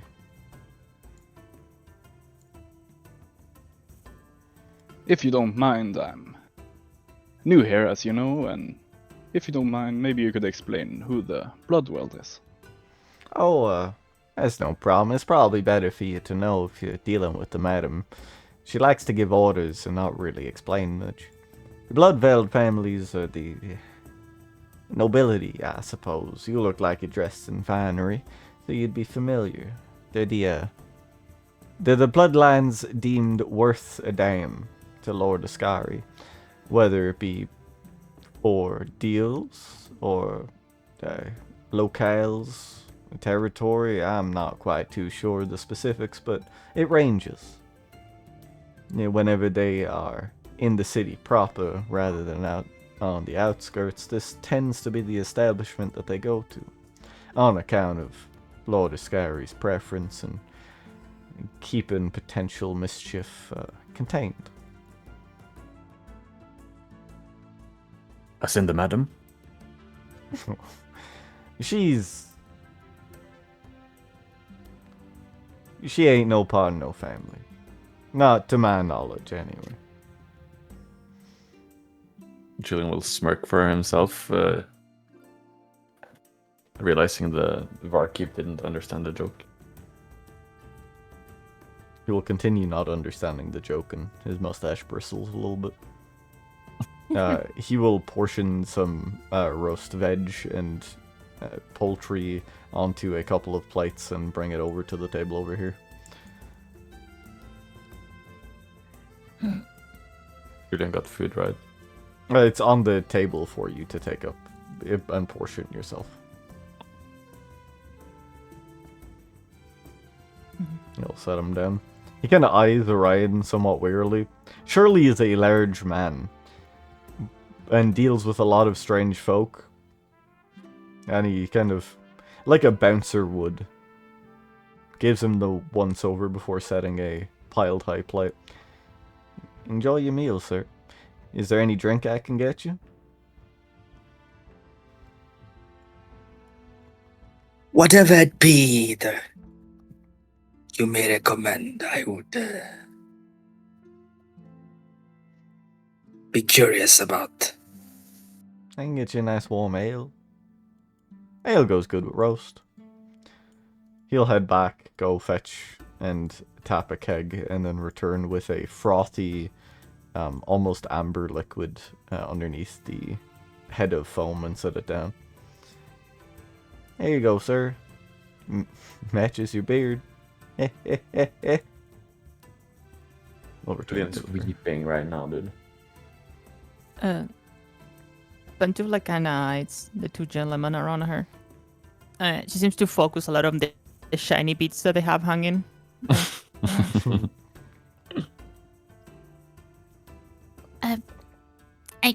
Can I ask a question? Of course. She kind of raises her hand. Oh, us? Oh, well. Yeah, you two. surely realizing that a conversation he should not be privy to, steps into the kitchen and closes the door. Damn. They trust him for a reason. That's nice. Good service. Well, you two seem to be wearing a lot of fancy things. Are you two like rich or something? I am not very familiar with your kind. She kind of looks to the side. Sure. Yes, I'm born into a noble family, so that comes with a lot of gold usually. Oh. You must feel so out of place then, just being like in the cells and everything. I heard something about drawing blood. That must not be very comfortable. Surprisingly, but I've horrible. had a lot of experience with uncomfortable situations. It's not a big deal. How, You get used how to so? it. Well, I've go to a lot of taverns back in my city. Taverns Oh, are I see. uncomfortable. Not directly, but the situations that can occur in the tavern can be quite uncomfortable, yes. I She looks suppose. around. Hopefully not this one. Yeah, I hope not. Mm. And you guys over there, She kind of gestures to the other table. what's Yes. your deal? Interesting.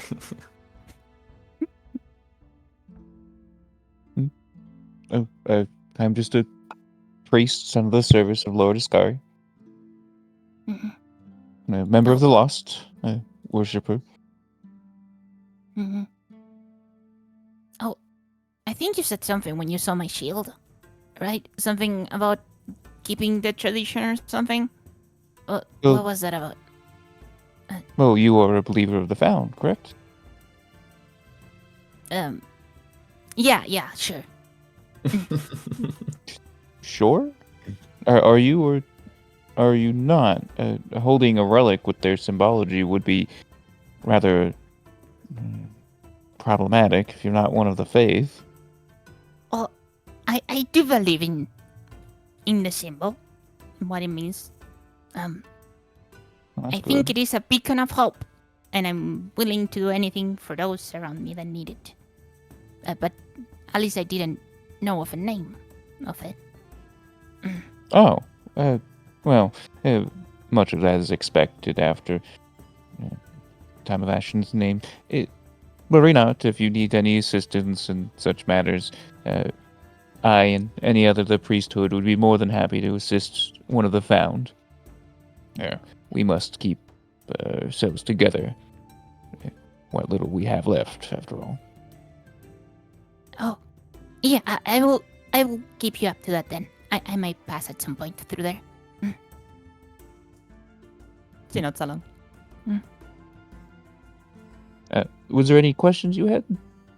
Oh, no, I'm trying to talk. And she kind of like looks around, kind of pokes her fingers. Maybe Ah. a little bit embarrassed about it. Yeah, it's fine. It's fine. I think people are just a bit frustrated with their current predicament. So, What's to be frustrated about? The wonderful place, good food. yeah, well, I'm sure the others who were relocated might be a bit less than you are, Rowan, seeing as you're not very far from home anyway. Far from home, I mean. It's all subjective, is it not? I wasn't born here. But I know you've been here for quite some time. I suppose.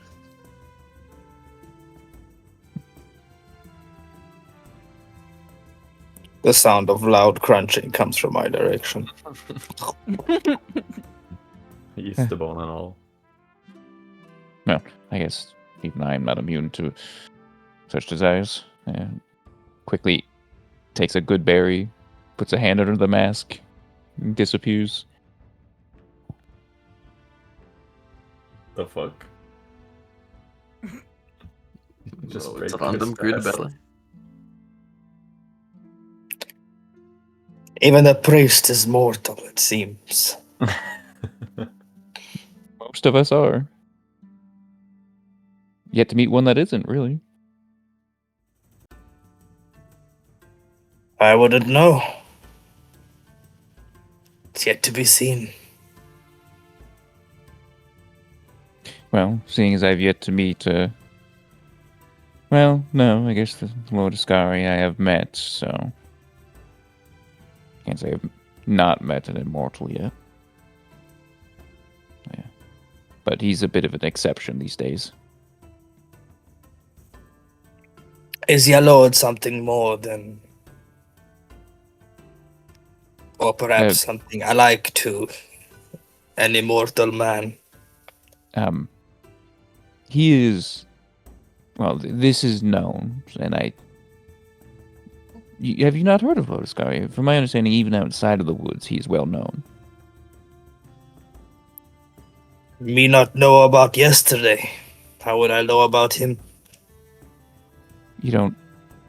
What do you mean you don't know about yesterday? Are you... Have you fallen under... Please explain. Crunch. I believe what the friend here means is he suffers from a loss of memory. Well, that's rather unfortunate. Lord Ascari is, he is under the affliction of what is known as vampirism. He is, although embraced it. Do you know of vampires? Blanks there. They are they're a form of undead. They are able to drink blood to sustain themselves eternally. So long as they have blood, they will live essentially to the end of, well, till there is no more blood.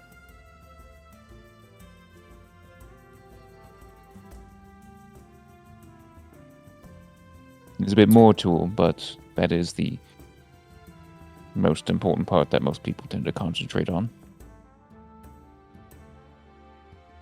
Then he do be more than mortal, then. That he is. You should choose your words wisely, priest. You have lied and not realized. I pardon myself. I did correct myself. I did make sure to do that. It's just difficult times these days, and I have find myself a bit caught in his own machinations. Then pray tell to all of us, what be so difficult about your times?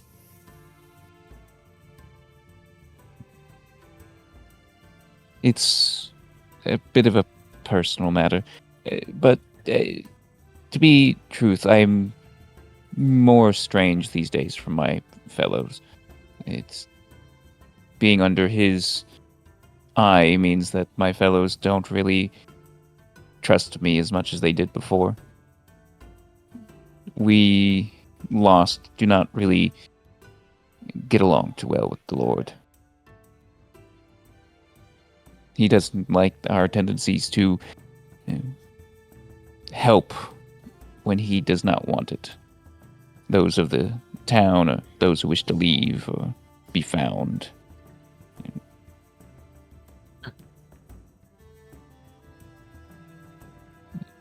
We don't mean harm, but it's just he rules with a very specific set of laws, and sometimes we don't necessarily respect them as much as he wish we would. Why do you spend your time here then? Because there are many people to be helped. And yet you What have sworn vampire? off violence. Would it not be Yes. more useful to be able to exact violence on the deserving? There are those who can do such things. I do not need to do. If violence is needed, then I can call upon those who can do so. Butterfly raises her hand. Yes? Oh no, I was indicating that I'm the one that inflicts the violence. Oh, yes, such as with, yes, Pantufla. She nods. Pantufla. You know, as he is masticating on the food.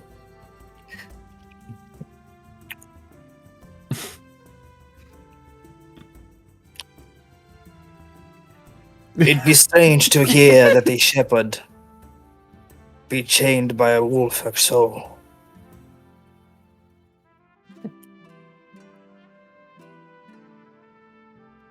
Tell me, O shepherd, in this town, in this place, do you think we'll be alright? Well, truth be told, part of being under the rule of Lord Ascari is being under his protection. Some So long protection, as that is. you... It is a double-edged sword, I guess is the best way to put it. So long as you continue to hold his interest, you will continue to find his protection. You are evidently a curiosity of his that he would rather keep. Just trying to hold his interest for too long might keep you for good. But to be clear, I have talked to the madame, and she stated that once whatever ails you is understood and possibly even cured, well, his interest in you would wane, and you would find yourself a bit more freedom. And perhaps then I could speak with my brothers amongst the lost and might be able to guide you out of here, should you wish to do so. But of course, once his interest in you is waned, those to whom might have once held back might no longer do so.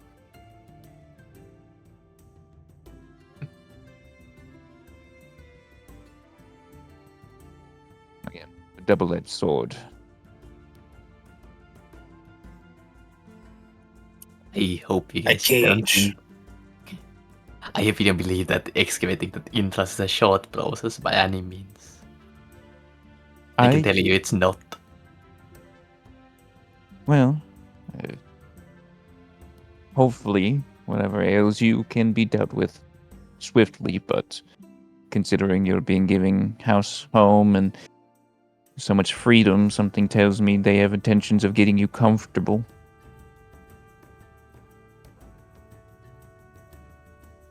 Like sheep ready for slaughter. Again, I would not be the one they would put forward as your caretaker if that was their idea. They would have left you to the Myers. No, the Mayas are wonderful practitioners of medicine. They wouldn't slaughter anybody. Now, they are certainly practitioners of medicine, but calling them wonderful might be a bit of a stretch of the word. They're very skilled. Yes, they are. Finally something we agree about, priest. I do not agree with their methods, nor the willingness to sacrifice life for their own studies. They are not people to whom I hold any fondness for. I respect their capabilities, but not what they have done. So you'll help us get out of here then. Once Lord Ascari has gotten from you what he needed, yes. Blood or our lives. He does not require your life, otherwise you would already be dead. What if we can't be cured? And he'll do the hand quote. If you cannot be cured, then his interest in you would wane. Much of his... Remember, what was spoken about was that they wish to find out what has happened to you and how to deal with it. If they cannot deal with it, then their inquiry ends. Well, apparently we are a danger to the world. Yes. Well, and we should be put down if they could not cure us. Well, I will have a conversation with the Myers, as we spoke about this before, and see about the truth of such words. Alright. The bickering is interrupted as the door swings open. A relatively short, hairy goblin man shuffles his way inside. His wrists are adorned with golden bangles. His hair is well kept for the most part, but he's almost as wide as he is tall. He pays no mind to any of you. Shuffling through, you hear the kitchen door open as Shirley pokes his head out at the gentle ringing of the bell. The goblin does not acknowledge the man in anything other than a short hand raise before walking through, not excusing himself as his width brushes against you, and then going up the stairs and disappearing.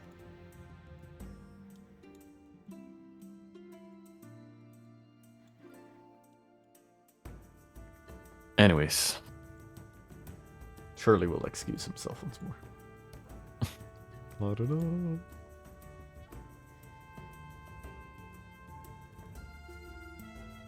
Yes, unfortunately, you are, in many sense, trapped here, and you are going to have to do what you can to probably keep your head down so that you do not earn the wrath of those above us. I cannot protect you if you endanger yourself from them.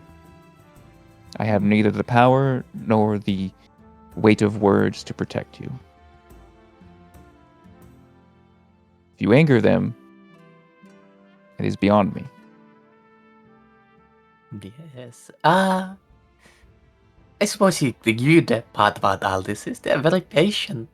So, dying isn't that an easy thing. Them wanting to kill you is even less likely.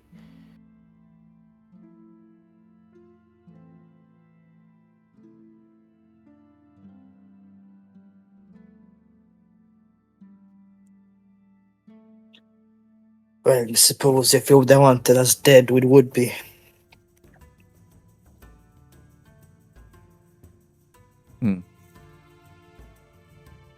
Life is more Yes. fun when you make the best out of every situation.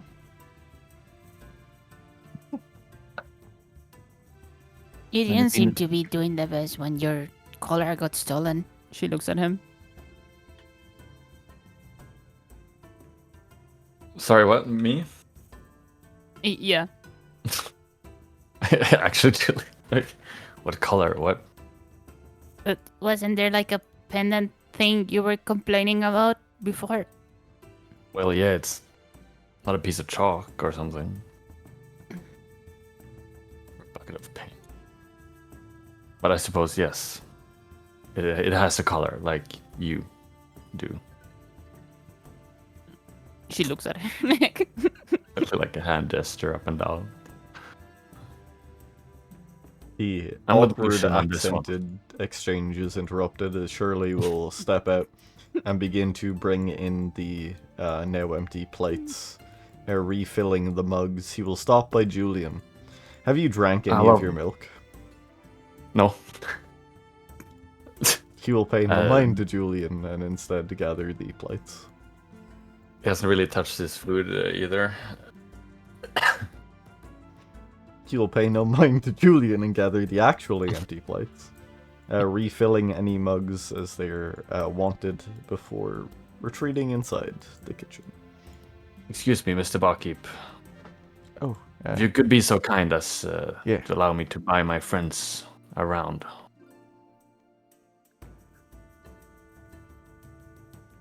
I mean, Drinks are already paid for. I- There's no need for such Well- things. Sure. It's on me. I would very much like that. If your pride comes before your sensibility, it is not really on me to argue. One shot of the strongest you have, please. And for everyone else? Okay. He'll go into the kitchen and rummage around a bit. Oh, And with Lucian on this one, should make the best out of every situation, I suppose. Oh, I'm stupid. Indeed. Mm, He'll return sorry. with a stack of shot glasses and a glass bottle with a mostly clear liquid that seems to have maybe a cinnamon stick inside. He will set down the 1, 2, 3, 4, 5 shots and pour them out. You hold for me. Fortunately, I must overwatch them and must keep my head clear. Oh, you must drink. I Come on. cannot. It is against my duties. I must think of those first before anything else. No problem. He will. me shall have his then. Bring Yes. it here. You watch as he kind of Give it says to the big okay man. and goes to move it onto a lower shelf underneath the bear, and as Orion speaks, he lifts it back up onto the bear. He'll pour out each of the shots, depositing them in front of everybody but Julian. He'll And clap Cass. Orion on the back. Shirley Good will man, smirk, extending a hand towards Julian. 4 gold? Also, do you have something other than milk, please? I am intolerant. And what is your preference? What do you have? We have water, we have juices, grape juice that has not yet begun the process, I suppose. That sounds delightful. Thank you. He will turn around and pull a glass vial, not vial, like decanter off of the shelf behind him. Seems he keeps all the alcohol either in kegs or in bottles in the back. And he will pour you a tall cup of what looks kind of like wine if you squint. The color ain't right, but close enough. He'll set it in front of you. I think. And the poured gold? Ah, thank you. Here you go. Caspian, roll me an insight check. I'm gonna DM you something. Gotcha. What the While hell? that I'm taking a big gulp of the first shot. It is slightly spiced in a very aromatic way, but it goes down quite smooth. Shirley will turn around and walk into the kitchen and close the door Fireball. behind him. To Julian then. May he get this pendant back, and he will drink the shot. Yeah. Thank you. Winter also takes a shot. Yeah, it's smooth. Doesn't quite burn the back of your throat the way the beer did. Hey, that's nice. Orion has a second shot in front of him. This one is, I'm waiting on this one, just in case. So tell me again why you can't drink the alcohol here. He was informed that he medically is not allowed to, said by the Myers. I understand that he currently believes it to simply be the Myers punishing him for not wishing to cooperate, but until I have confirmation of such things, he is currently not allowed. I do not know if it is simply them punishing or if it's an actual medical issue. Let me I ask will you, not take risks with your health. have you met the Myers? I have yet to have the pleasure. Sorry, I was speaking to my new friend here. Orion, you did hear Madam Mischief refer to the man that was conducting the initial ritual on you when you awokened as Mr. Meyer. We've met only the man, not the woman. Ah, so there is 2. Then you surely know Hmm? what the correct answer to Caspian's theory is.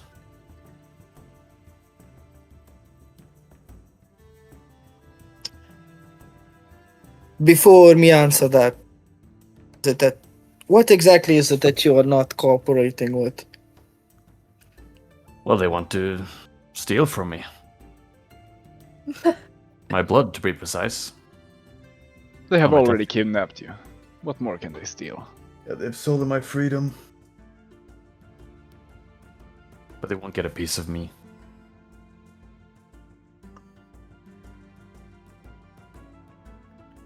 So you starve yourself due to pride.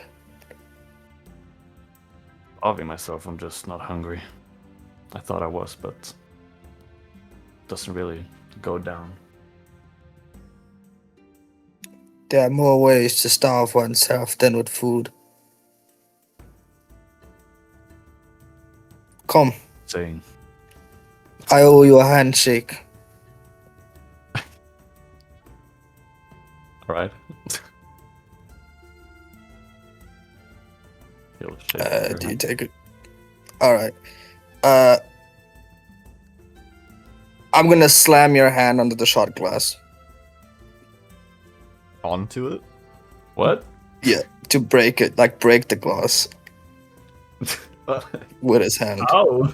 Oh my god. I genuinely think because of Kratzy's reaction of okay, to the handshake, I don't think in this moment you expect the sudden violence that just occurred to you. Do you think that's fair to assume? Yeah, absolutely let that happen. Yeah. The glass What the shatters fuck? underneath your hand. The spiced water spills across the countertop, and small beads of blood bloom from miniature cut wounds. Oh, what the hell? Orion, please, please don't. What are you doing? Priest, here is your blood. Give this man a drink after it's collected. I don't. Shirley kind of comes out, looks at the Whoa, whoa, table, whoa. sighs, picks up a washcloth. I had a more graceful way in mind. I Fuck. don't have a vial, or this isn't how blood collection is. No, get the done. fuck off me. I swig the other shot glass and give him the cup. Look, let me just. I've already attended your wounds today. Please, just allow me to get the glass out at least and stop the bleeding. Touch my fucking blood. I won't take your blood. This isn't even the proper way to do so. That applies to you too, barkeep. I'm not letting. What the? Shut up. First off, you are not staining my bar with your filth. I don't care about your fucking blood. Shut up. Let the priest attend your wounds, or else you can leave. Fine. Look, the Myers may not care about your consent, but I do, and I simply wish the consent to heal your wounds, not to take your blood. You may even take the rags I used to heal yourself, or to staunch the wounds. Is this understood, Julian? Alright. Thank you. Deal. I don't have any more spells left, unfortunately, so I'm just gonna have to use the healer's kit. That's fine. Bandage. I mean, it's a shot glass. It's like a point of piercing damage and the shock value. Ouch, Uh, my hand. Ow. This is one of those situations where it's like, just roleplay through it. It's fine. If you had more graceful ways to do it, then you should do it. Stop wasting your time. Unfortunately, he is correct. Eventually, the Myers are going to push you to the point where you're going to have to consent to this. You're going to be here longer and longer the more you fight them.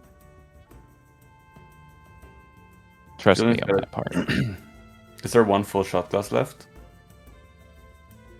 I think Orion slammed both his. Or did you smash? I just slammed the second one to try and collect your blood, but you're being picky about it. Okay. You can, barkeep, if you would, for my sake, get him one of those shots as well. It's fine for this time. He will bombastically raise an eyebrow. and then No nod, deferring to your status, and then the same ones that the Mhm. rest of them had. He nods. He will collect the bottle once more, and another shot glass. He will I'll stand in make front sure of to Caspian, place it down, Sorry, go on. fill it to the brim, look him in the eye with a look that says, "This is your responsibility," before turning around and walking into the kitchen. You really don't have a spine, do you? Damn.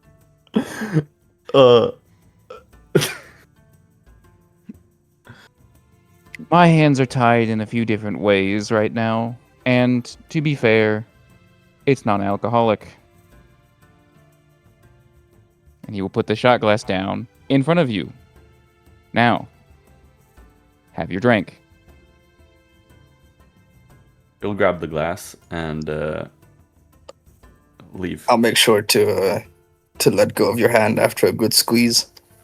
Okay, thank you. Oh my god. After the good squeeze, he will grab his glass and Person here who actually wants to help any of you. And this is the way I get constantly treated. and calmly walk away to find his room as he drinks the glass and throws it to the side. Julian, you move Sure. your way upstairs. Mhm. There is a dull pink light that permeates this place. Weird. And there is soft conversations occurring. You see that this area is sectioned into almost a cozy living space or communal area, and that there are rooms on the exterior.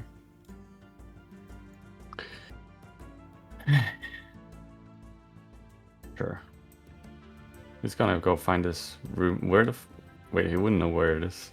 No, you have to speak to Madam Mischief, who is in the northeast corner, currently speaking to the no. quite wide goblin. It seems they're discussing some kind of object. It is difficult to discern from this far away, but it seems mechanical in nature.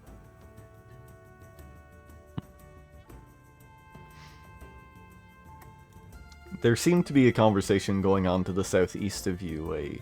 There's a tension in the air. It looks like a pair of parents and their children from separate families are discussing something quietly. There is a charged tension between them.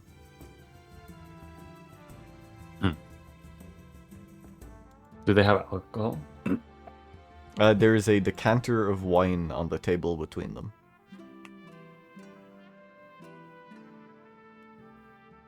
That's crazy. Actually, Julian doesn't feel like interacting with anyone right now. He's just gonna go find a seat. You lounge as the soft lilting tones of Madam Mischief in a teasing manner seem to be berating this goblin. And you relax, thankfully no longer being in the throes of a conversation amongst prisoners. Meanwhile, back downstairs. Pantufla will be pulling on Orion's clothes. What be the case, prismatic scaled one? It is prismatic? She kind of tilts her head at that. Well, I just wanted to let you know that what you did was wrong. And next time you do it, I might take action. We cannot have you doing such things to the people of this group. You understand? He'll lean real down. She keeps up her side. Sure. Good. Then as long as you understand.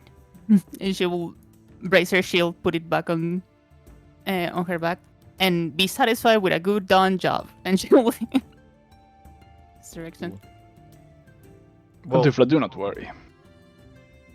Things like this happen all the time in taverns. It's nothing serious. This one is held by some rather important people, so this particular bar, not as often as maybe some other bars. It's just a little bit of fun. I understand, but look, when I say that this place is held under very strict rules, I'm not saying that you're going to be executed or anything like that. But you're in a very particular situation.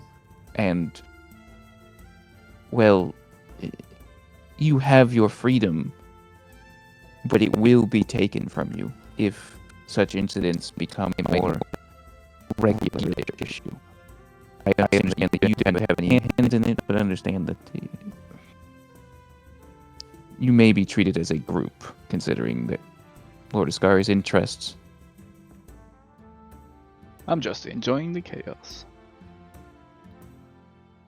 As long as you keep it at a distance. Don't worry, I don't have any plans. Back to drink. I hope so.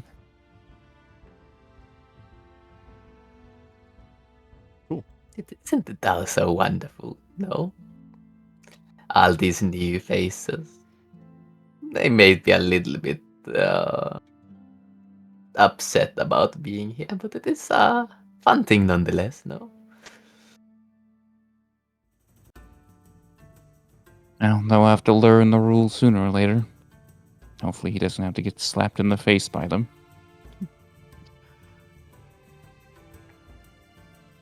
It's alright. Wonderful doctors are patient, and even when they run out of it, they're not too bad.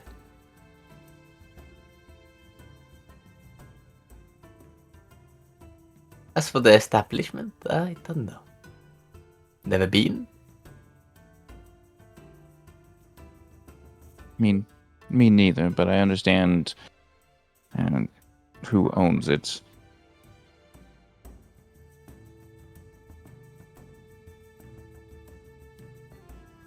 Many of the families are a bit protective of what they own. Although I don't think they'll care about a little bit of blood on the bar. They're a bit protected of everything in particular. The secrets, the... everything really. Everybody around here is though.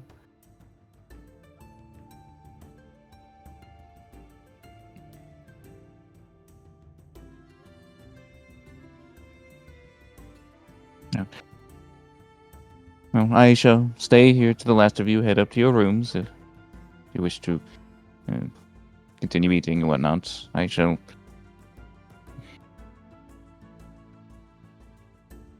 sit here for now. I don't think I will. He will actually stand up and grab the mug he had and bring it over to the counter. Sort of just leave it down on the counter before he will also head. Well, I will catch all of you later then. Maybe we will meet each other upstairs. Wonderful. Have a good night. We're gonna pan up to Orion doing stuff up here real quick. And then have Rowan join shortly after.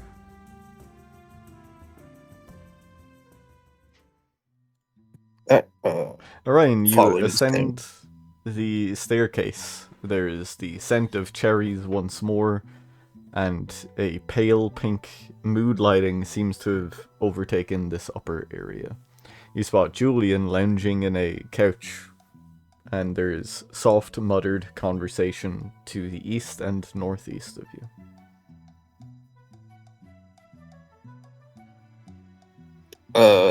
I'll move up to where I am now. Am I able to pick up anything before turning the corner on the conversation right next to me? Roll me a perception check. You're looking for a DC 18. Jules would also listen in while he Same was up. DC.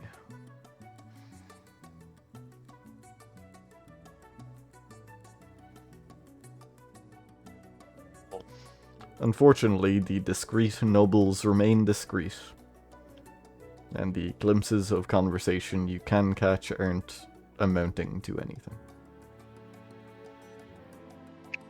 It is what it is. I'm gonna keep walking in that case. Julian is kind of lounging and resting his head on his forehead on his fingers. So when he sees Orion walks up, he just proceeds to hide his face, basically.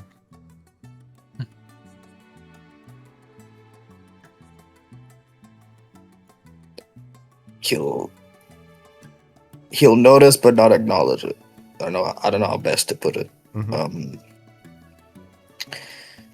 Following through to the other source of conversation, I suppose. I'll continue going eastward. And then stop here. Let's see. You see Madam Around Mischief where- is in conversation with the wide dwarf. There is a metallic box that seems to have many segments to it. It is about the size of your bald fist. The goblin is attempting to convince her of its worth, but she seems to have adopted quite a dismissive glare in her eye.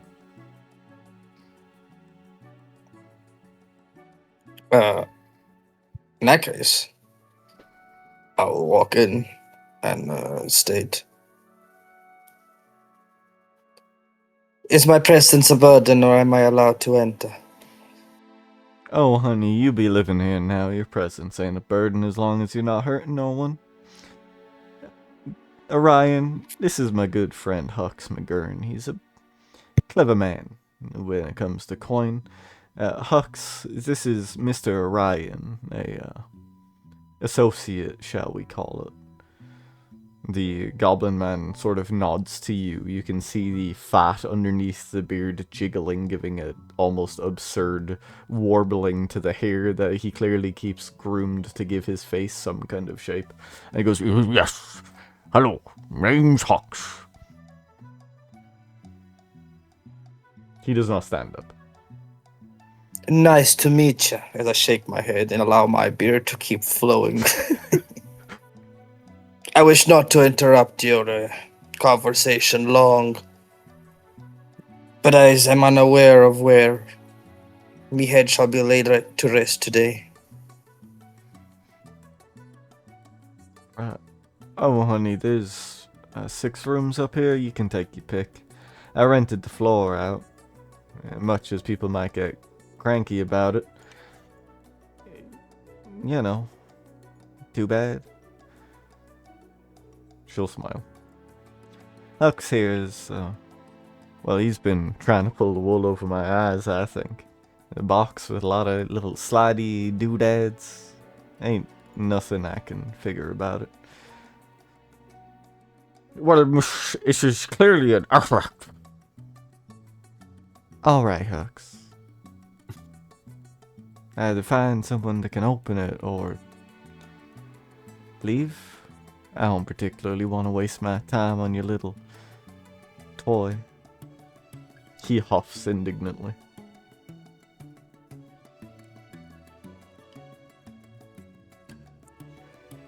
Well, the only man I can think of that has any chance of that out of first impressions is the weird one with... Well, we're all weird, aren't we? The one that speaks like he lives here. Not the priest, the other one. Oh, Rowan. Rowan's a darling with words, but I don't think he's... Maybe. The fact of the matter is, I don't quite want to pay the fee to hold on to it, and Hux here doesn't quite part with much outside of gold.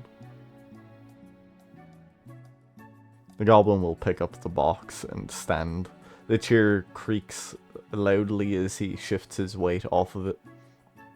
Well, fine. Fine. He will warble something before turning and beginning to leave. Best of luck to you. I'll scream out as he's walking out. He'll raise a heavy-set arm in salute as he begins to walk past. He pauses and looks at Julian. Are you still covering your face? He'll give him a little peek. He just kind of stares at you for a Like he was second. just resting his head on like on his your hand, on your hand. basically. Yeah, yeah. But he was exaggerating it when Ariane went up. The Goblin Man looks at you as if trying to commemorate pieces of your appearance to memory before he continues moving. He has an odd contraption in his hand that seems to be made of interlocking bronze plates. Julian will notice that. Also the weird look he's given him. Does he know what the contraption is? Julian, your mind reels. There is a disjointed moment, as if you were viewing this object not like something in the palm of your hand or on a table, but like you were looking at schematics of its construction. Please roll me an investigation check with advantage. Ooh. Lol. You do have the recap inspiration, if you want to use it. Ooh. Wink. It I doesn't do, give you I do. advantage, it's a straight roll. It's not advantage. No. Inspiration is So always a let's- straight roll, let's- regardless of disadvantage or advantage. Let's go. Hey! As your mind is shocked looking at the contraption, this has maybe happened twice prior in your life. Looking at jeweler's equipment and different tools for etching faces or carving on the miniature tapestry that is your craft. However, as you look at this, a similar sensation washes over you. Though you do not understand the runes or the meaning behind the construction, you begin to unravel the box in your mind, the sequence behind it. You realize what it's for. Though you cannot discern exactly why, presumptions of magic are quite evident. It seems that this is a dream catcher of sorts, but the kind that actually works. The rivets and sliding pieces are meant to collect the ambient Pandora or life energy of your sleeping body and contain them within a vessel, until at a later time you may input a sequence to recall that dream. What is notable about this device is it seems to have a piece of information in it, though you have no ability to discern from where it came from. Okay.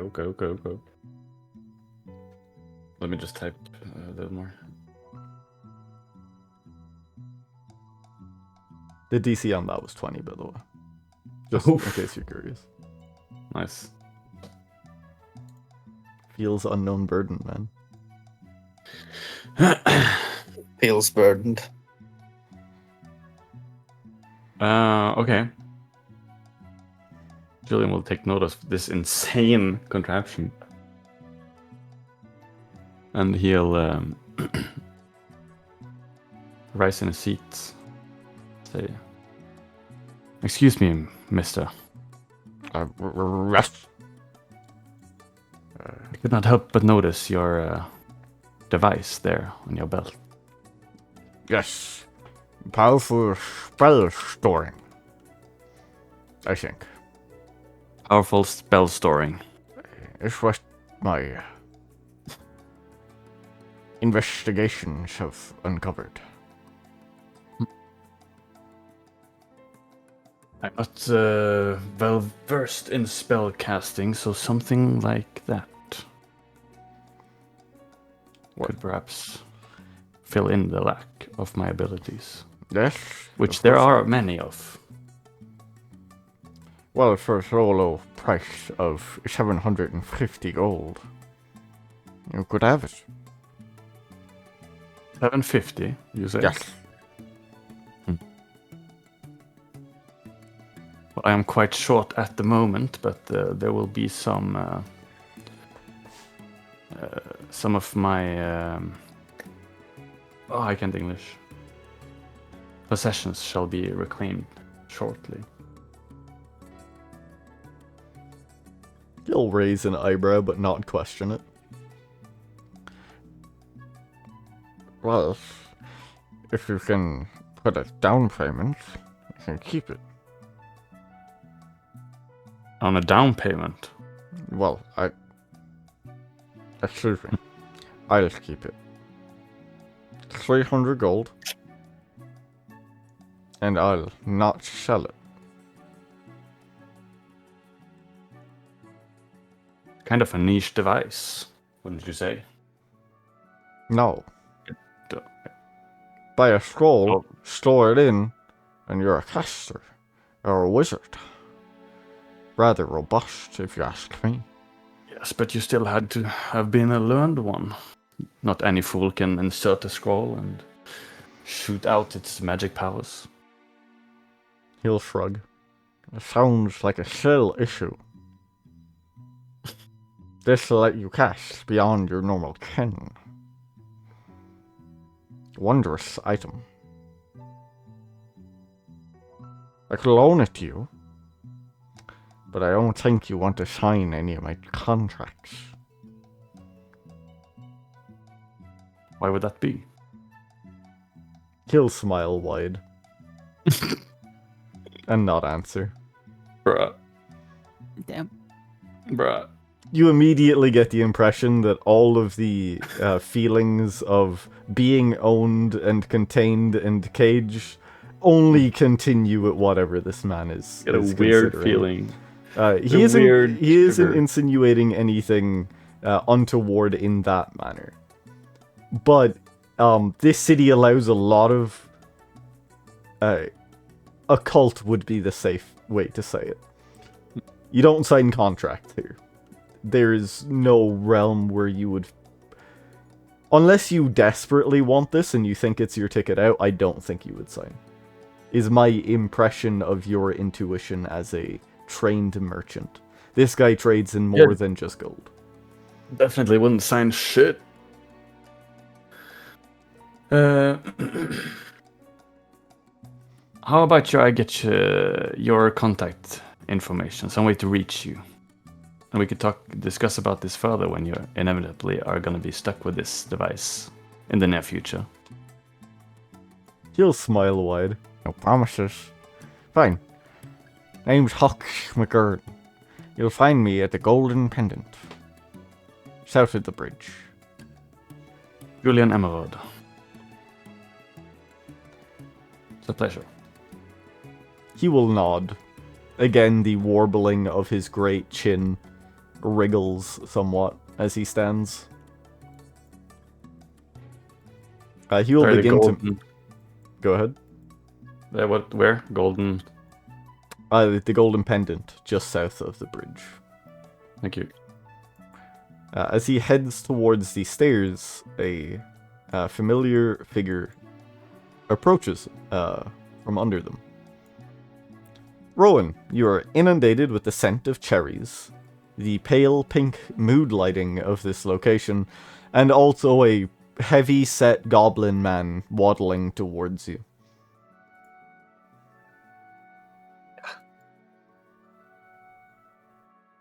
Taking in the area for a moment, they will look to the goblin that's walking toward them. They will step aside, step around. I don't know how the way he's going, but they'll step up.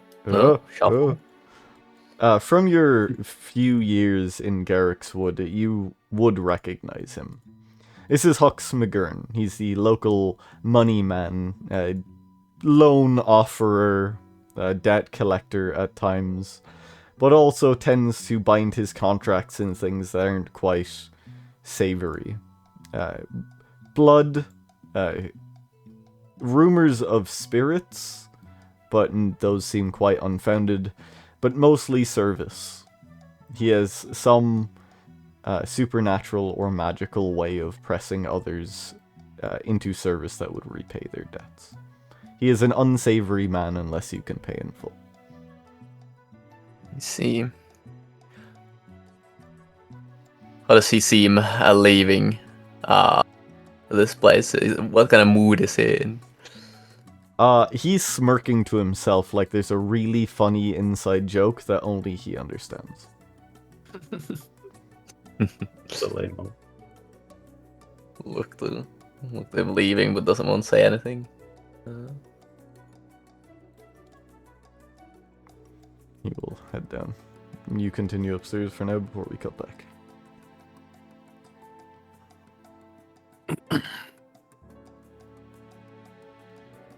Julian will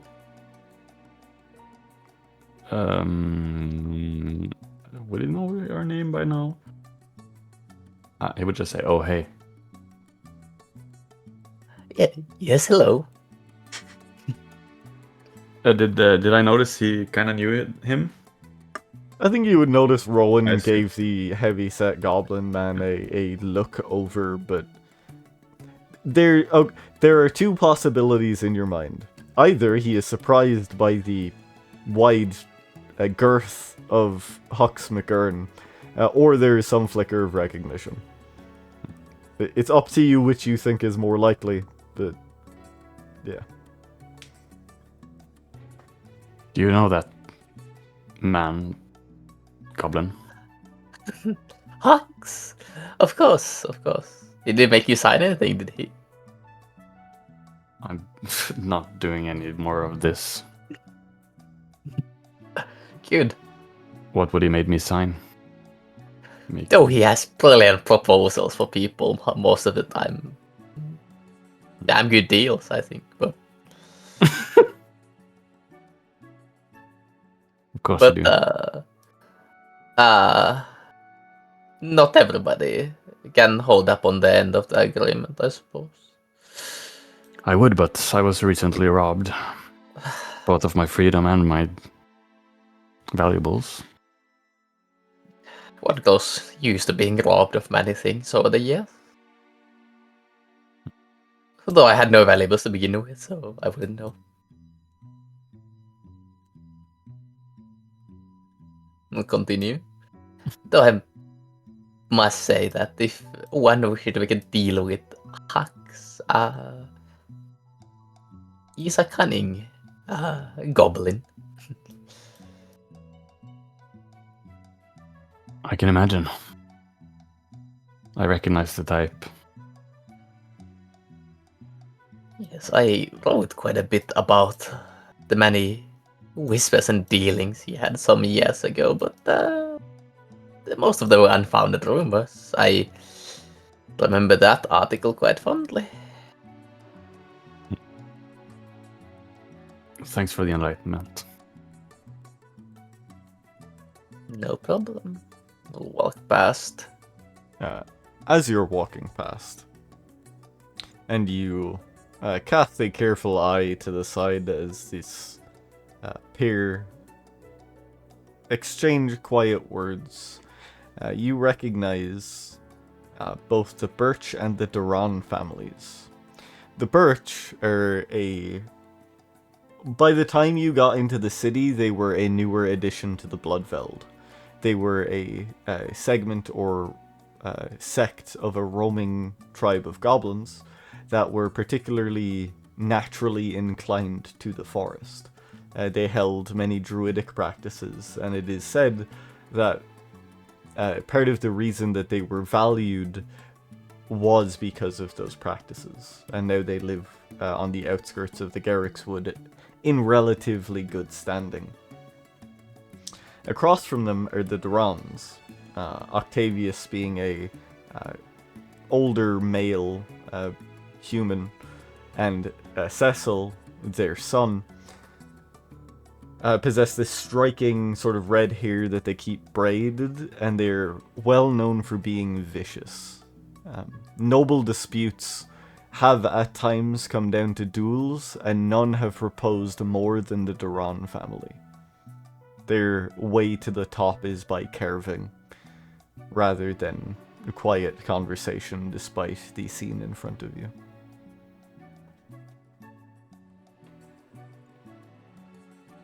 So, curious interaction then. But for their families to discuss, nothing Rowan would want to listen to for now.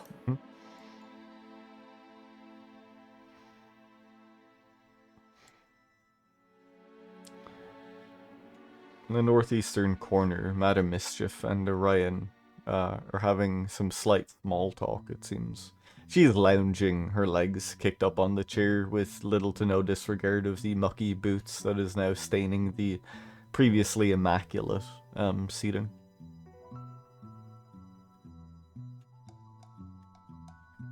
Rowan will enter the area with a slight wave of the hand. Hello. Hey, honey. How was your food? Wonderful as always. Was Hux here? I saw him leaving. Oh, Hux was. He came to me babbling about some kind of construct or device. He claimed spellcraft, but I couldn't make a lick of sense out of it. He didn't give it to me for very long either, so it's not like I could divine an answer. He's rather impatient when it comes to such things. As ambitious as he is paranoid. Yes, the more quickly he can seal a deal, the more profitable it will be for him. Yes, of course. And the better he is after he pulls the wool over the eyes of another fool. Yes. By the way, I assume this is the... We'll be staying on this floor of this fine establishment, yes? She'll nod. I rented the place out. This'll be your base of operations for the time being. I didn't exactly want to set you up in a manor house, but this will do. Suspicious bystanders will see a couple of new folks and presume we're trying to curry favor and raise the status of the Gerrickswood and the surrounding towns. You know, the drivel that they always assume the upper class are doing. But in this case, you know, it's a convenient cover. Of course. That works fine. Like a nice place, I suppose. You had said you wanted some writing materials. She'll reach down next to the couch where there's a small... It looks almost like a black leather handbag. And she will pull out what looks to be very small pieces of parchment. A tiny feather about the length of her thumb and small vials. She'll set them on the table and click her fingers and they will enlarge into regular proportions. Feel free. Thank you. Wonderful. And we'll take the bag off his back and place them within. There was the unfortunate incident earlier, and a couple of my writing supplies along with my latest text was unfortunately ruined. So this will tide me over as I keep writing. Oh, honey, I'm sorry to hear that. You hear that, Orion? Your little tantrum seemed to have spilled this poor man's ink. Get along now, play nice. She'll wag a finger at you. Don't I always? Well.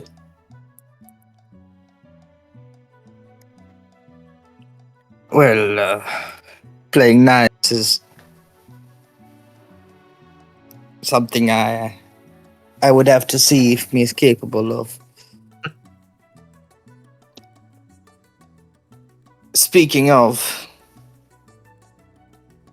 he'll like stand up, and he'll outstretch his bloody hand towards her. I've heard that one of our compatriots is a bit stubborn.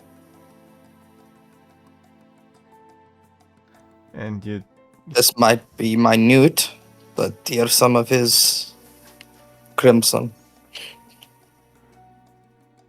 You she bitch. smiles in like a Damn. she smiles You in she smiles in almost a predatory way. The crimson that stains your hand, almost reflecting in the low pink light against the scarlet of her ringed glasses. She'll begin to cast a small cantrip which will control the liquid that had begun to dry into your hand and begin to pool it somewhat. There isn't a lot, maybe 2 milliliters if even. And she will deposit it into a small vial, cork it, and then using the edge of her coffin nail will inscribe a rune, and the vial will pulse softly and seal with a soft hiss. I don't particularly know if that was a nice gesture or a... You know what? Never mind. I like you, Orion. It seems that knock on your head only left room for more sense. What was it you said about gathering graces? Well, you certainly have mine.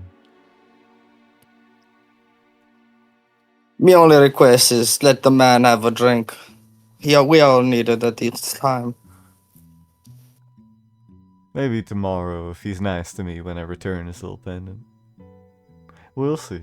I quite enjoy his conflicted nature. It's refreshing. Usually people don't fight this long.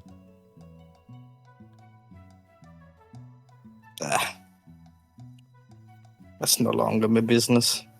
It gets tiresome after a while.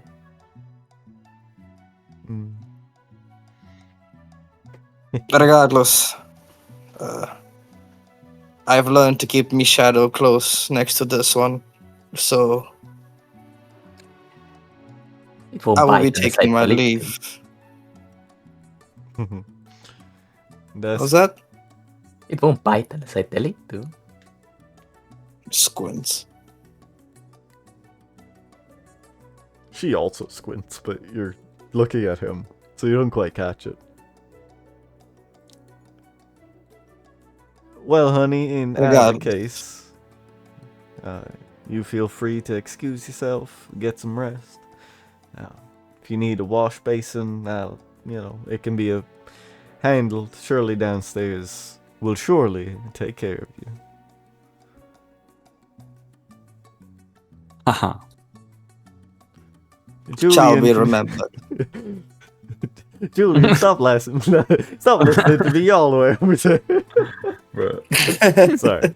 That was me. That was Kratzy at the game, bro. I know. Then I shall see y'all tomorrow. Nah.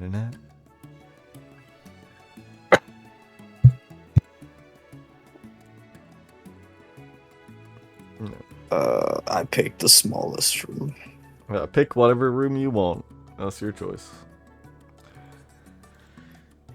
If I'm gonna be in the cage, I might as well feel like it. I see. Is there anything else going on downstairs?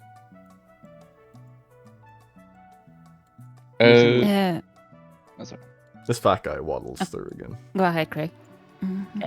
I probably would know who Mr. Yes. Hux McGrin is as McGurn well. is, yeah. Am I to assume that he does not get along very well with the Lost? Not well at all. Most of his dealings, if it isn't for coin, tend to contradict the things that you stand for. No. Mr. McGrin. Yes. I just want to make quick clear. Please refrain yourself from making too many dealings with those under my care. I'm sure you've seen them at the tables earlier. They are currently under the direct interest of Lord Iscari, and I don't think you wish to intertwine yourself with his interests at the moment, yes? He'll raise an eyebrow, not in, like, judgment or suspicion, but in genuine, like... He's almost taken aback by the heads up. Because it's not quite a warning. By the genuine, like, this isn't your bag. And he'll just go, oh, of course. Only deal in gold. Fair is fair. Well, No debts. look, I am Just not one trade. to threaten, but just be understanding that there is many hands to be stepped on here. Feet to be stepped, sorry. Tread carefully around here. I'm sure you don't need to be told that, but I, for one, find it important to say so. He will nod. You watch as his eyes flick to the table to see if there is anything you are drinking. Nothing. But what is Caspian drinking, if anything? Would have just had water. Yep. He's not gonna buy you a cup of water. You weren't charged for it either way. He'll see his inquiring eye to what's in front of. I'm fasting. Oh, well, may your spirit be found, or be with you. There's no need to be dishonest, sir. They're my traditions alone. I understand. It was more of a respect thing.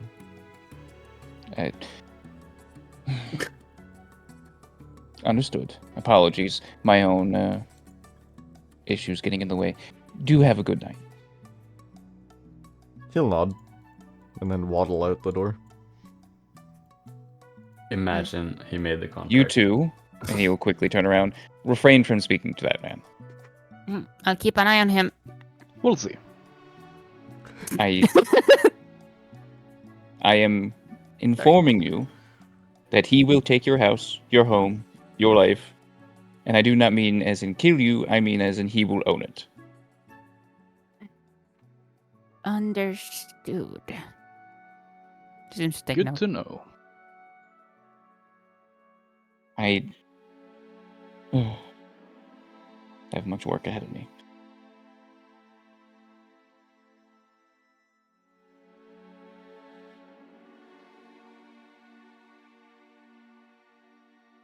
I'm just waiting for them to go to bed. Pantufla is also waiting because she presumes she needs to stay Yeah, around Caspian. Lucien would case something happens. retire. Well, it seems like there isn't much happening down here, so I better go retire. Get an early morning, it seems. Oh, yeah. Well, if everyone's ready to go to bed, then I shall follow suit. Yes? Yes, of course. Pantufla won't get down from the stool. Just move a little bit. Stretch her feet. Mhm. Okay. Should I wait for you, Mr. Caspian?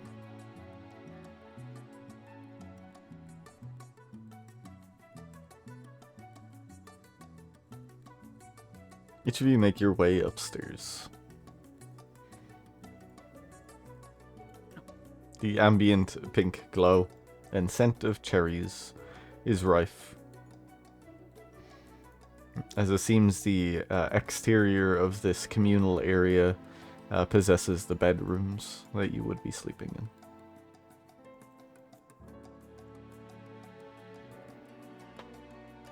Lucien would take a quick glance this way. Just what does he see? You see Julian reclining on a sofa, and on the far end you can see Rowan in conversation with Madam Mischief.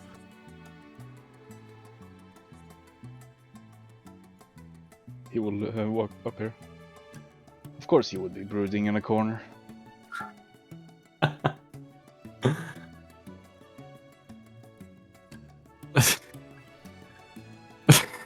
Yeah. You broke me. Lighten up. It's just some blood. You're way too chippy, you know that. Well, enjoy life. Because it could be short. And he'll just keep walking. Damn. Damn, he makes sense. Lucian heads eastward. Pantufla. Hmm? Oh, I thought you said DM. I was very confused. Oh no, I don't know what I said. I might have just made a noise. My bad. It sounded like you were going to ask a question. Alright. Lucian, you said head eastward. Madam Mischief has been handing Rowan some parchment, some ink, and a quill. It looks like he is packing it into his bag. She's reclining on a sofa, not quite brooding, more owning the space than in stark contrast to Julian.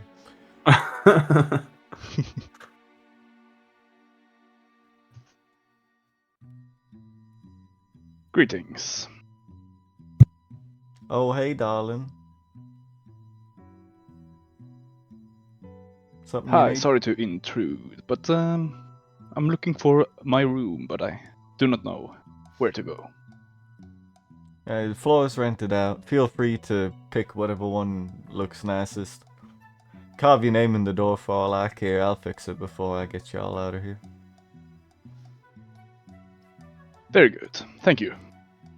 And he No will problem. turn around. Is this a room? Yes, you presume it to be hers. Ah, then he will just keep walking.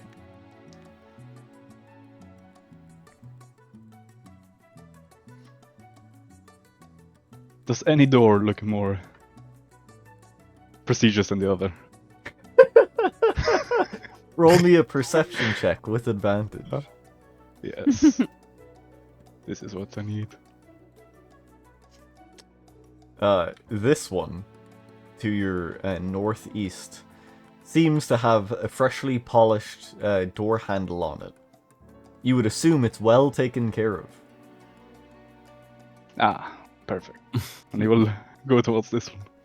As you open the door, you see a very well-cleaned room. There's a soft lamp that possesses a round, almost palm-sized globe with little glyphs on it, and there is a brass latch that is currently flat against the wall that, should you flip it forward, would interrupt the pathway of the rune and effectively cut power off and turn the light off.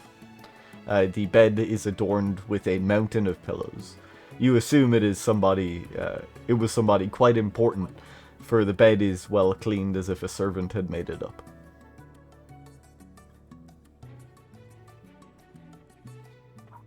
Very good. He's satisfied. So, is this a flipping magic thingy? Is this something he has seen before? Or? Yeah. Okay. You would have seen it.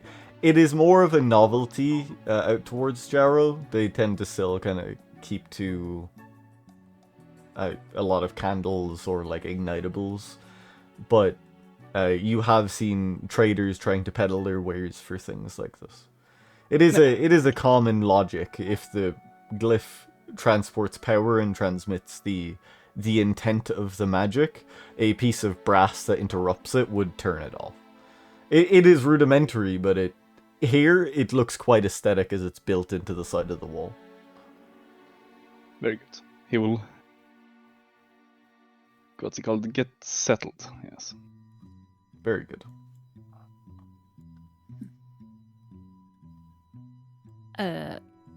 Pantufla will look over at Caspian.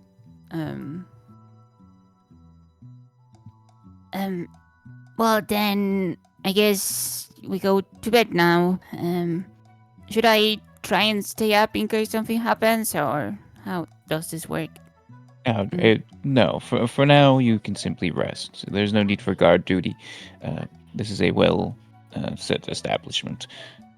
You can go ahead. Me and those of my blood require a bit less rest than most of the other mortal races. Oh, Okay then. I hope you have a wonderful night. And Pantufla will start stumbling across the cellar and trying to find where the rooms are.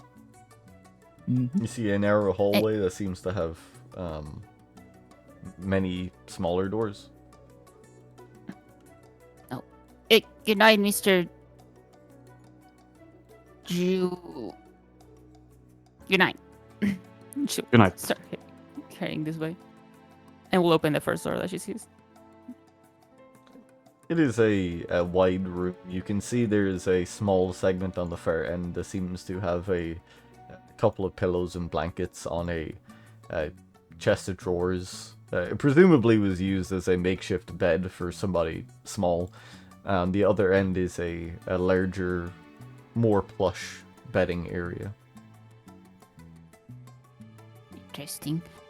And Bandufla will enter and will try to make a small nest using some of the blankets, kind of like curls them up circularly and puts like all pillows around it, and she will just plop herself in the center of it. Yep, you pile up the blanket and pillows into a small nest. As you do so, you realize in the corner there's even more pillows and blankets, and you grab those and you add them to your nest until you have a comfortable pile to relax within. Pantufla will admire her hoard and her work and will decide that she's a very good architect, and she will decide that it's time to bed, and she will close her eyes. Ron, was there anything else you wanted to converse with Madam Mischief about?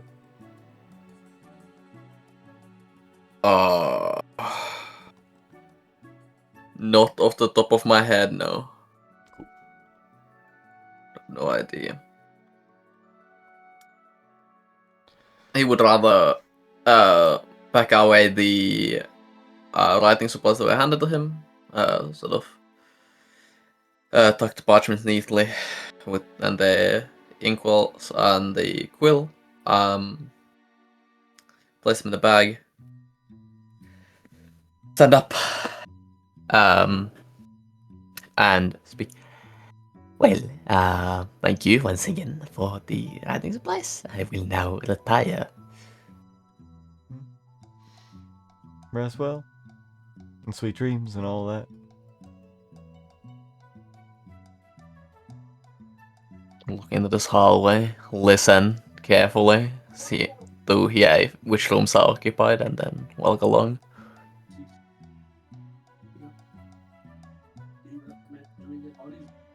Yeah, the room to your west and north seem unoccupied.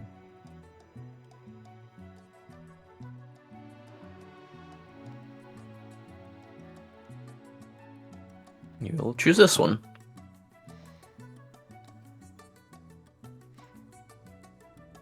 Is there anything in particular you would do before sleeping? Yes. He would use this either this what seems to be some sort of makeup table or the dresser next to it as a makeshift writing table, and it would begin writing a recount of recent events, notable things.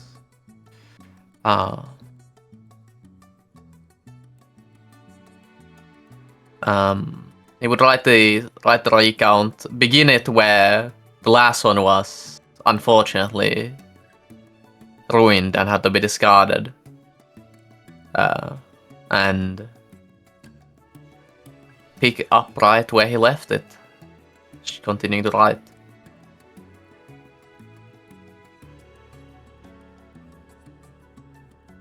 The soft scraping of a quill on parchment echoes softly in the wooden room.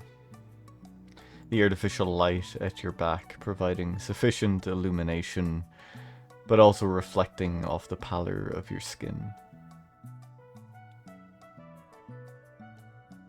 The table ahead of you, as you had surmised, was at some point a makeup table, but with some adjustments and ignoring the mirror, it makes a convenient place to begin your writing. Scratch, scratch, scratch. Scratch, scratch, scratch. The echo of the quill continues, but is almost insistent as the words you write are not just thoughts in your mind, but pieces of information imposing their own will. Scratch, scratch, scratch. The tilt of a shadow in the reflection, and the smile of a mask. Nod approvingly, before flitting off to deal with some other issues.